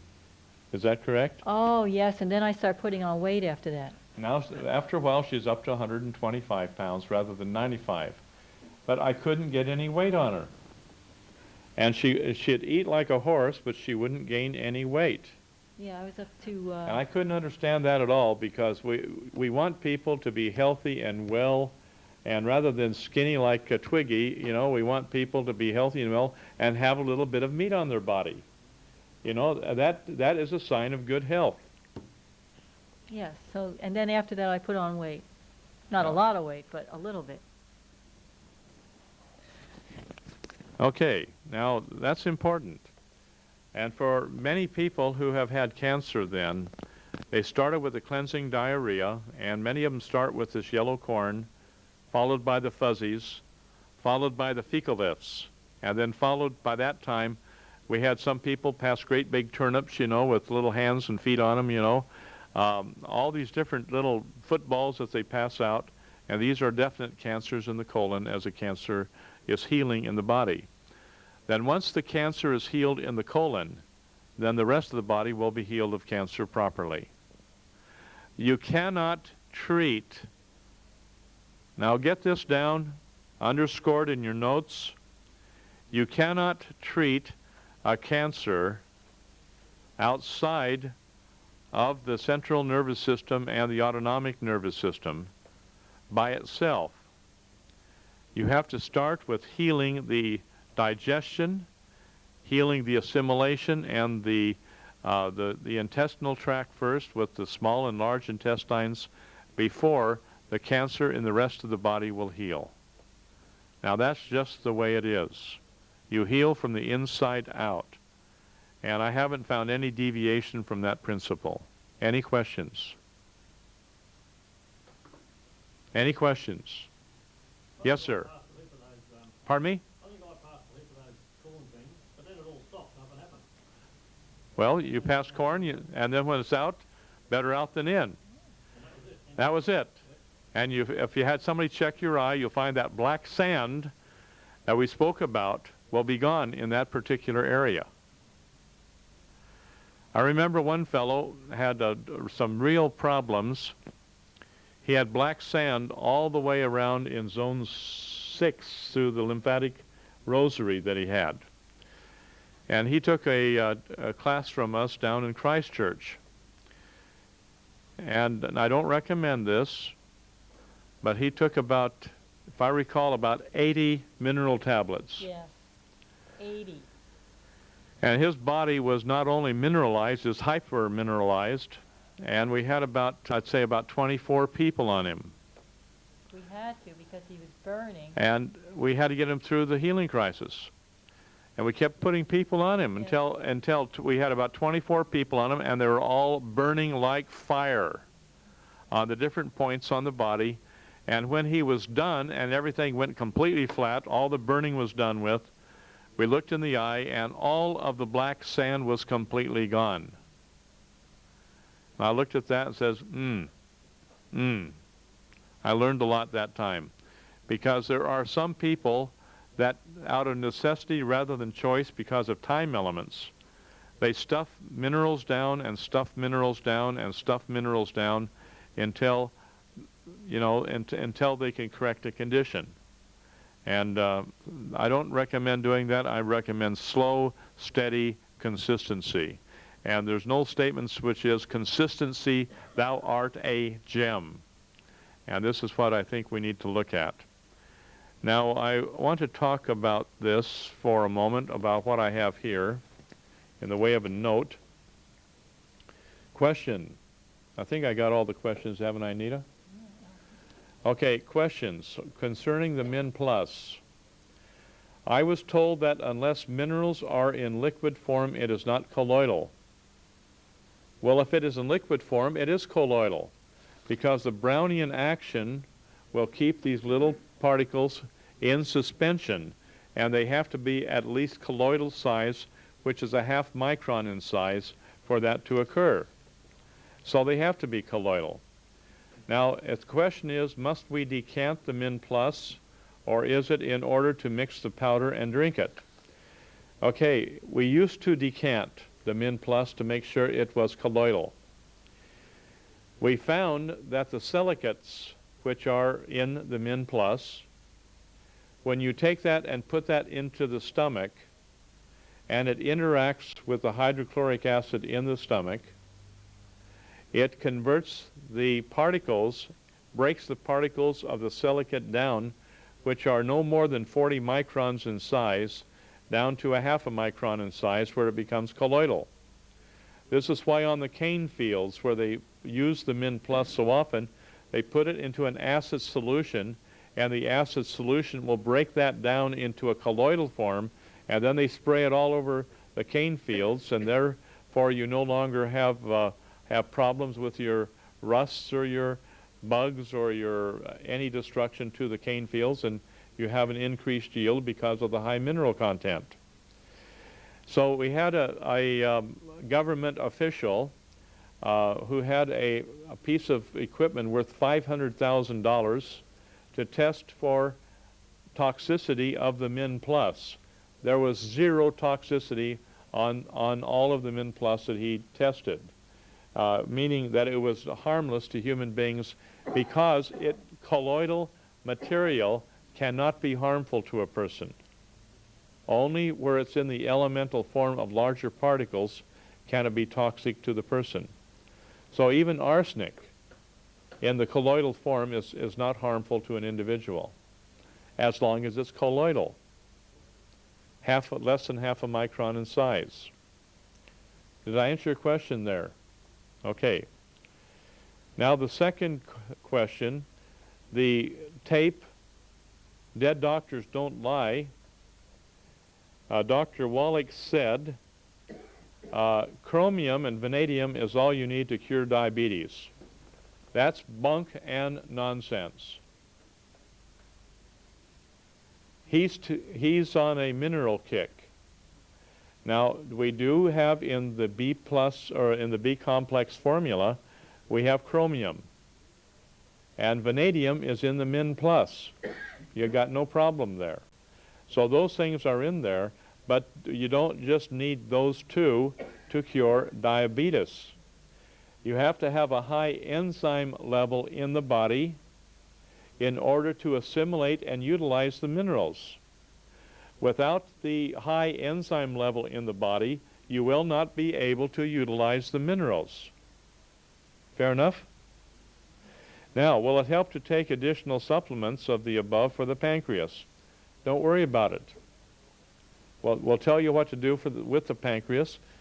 Take the full program as we're outlining it for you, plus the cedar berries, and the pancreas will heal just as good as gold, better than just this using the minerals. The minerals will not work unless you have a high enzyme level in the body, and we have to therefore correct the enzyme deficiencies in the body before the minerals will be efficacious for our use. Question answered? Good. Save that.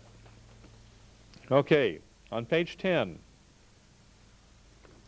you have a continuation of the instructions for the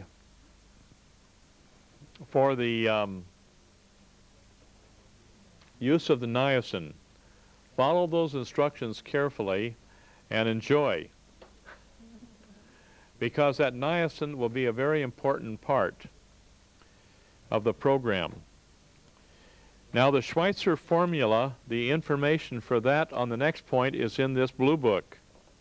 Okay? Now if you take about 2 ounces 3 times a day of the Schweitzer formula, this will help to boost the immune system immediately so the body starts to cleanse and heal properly.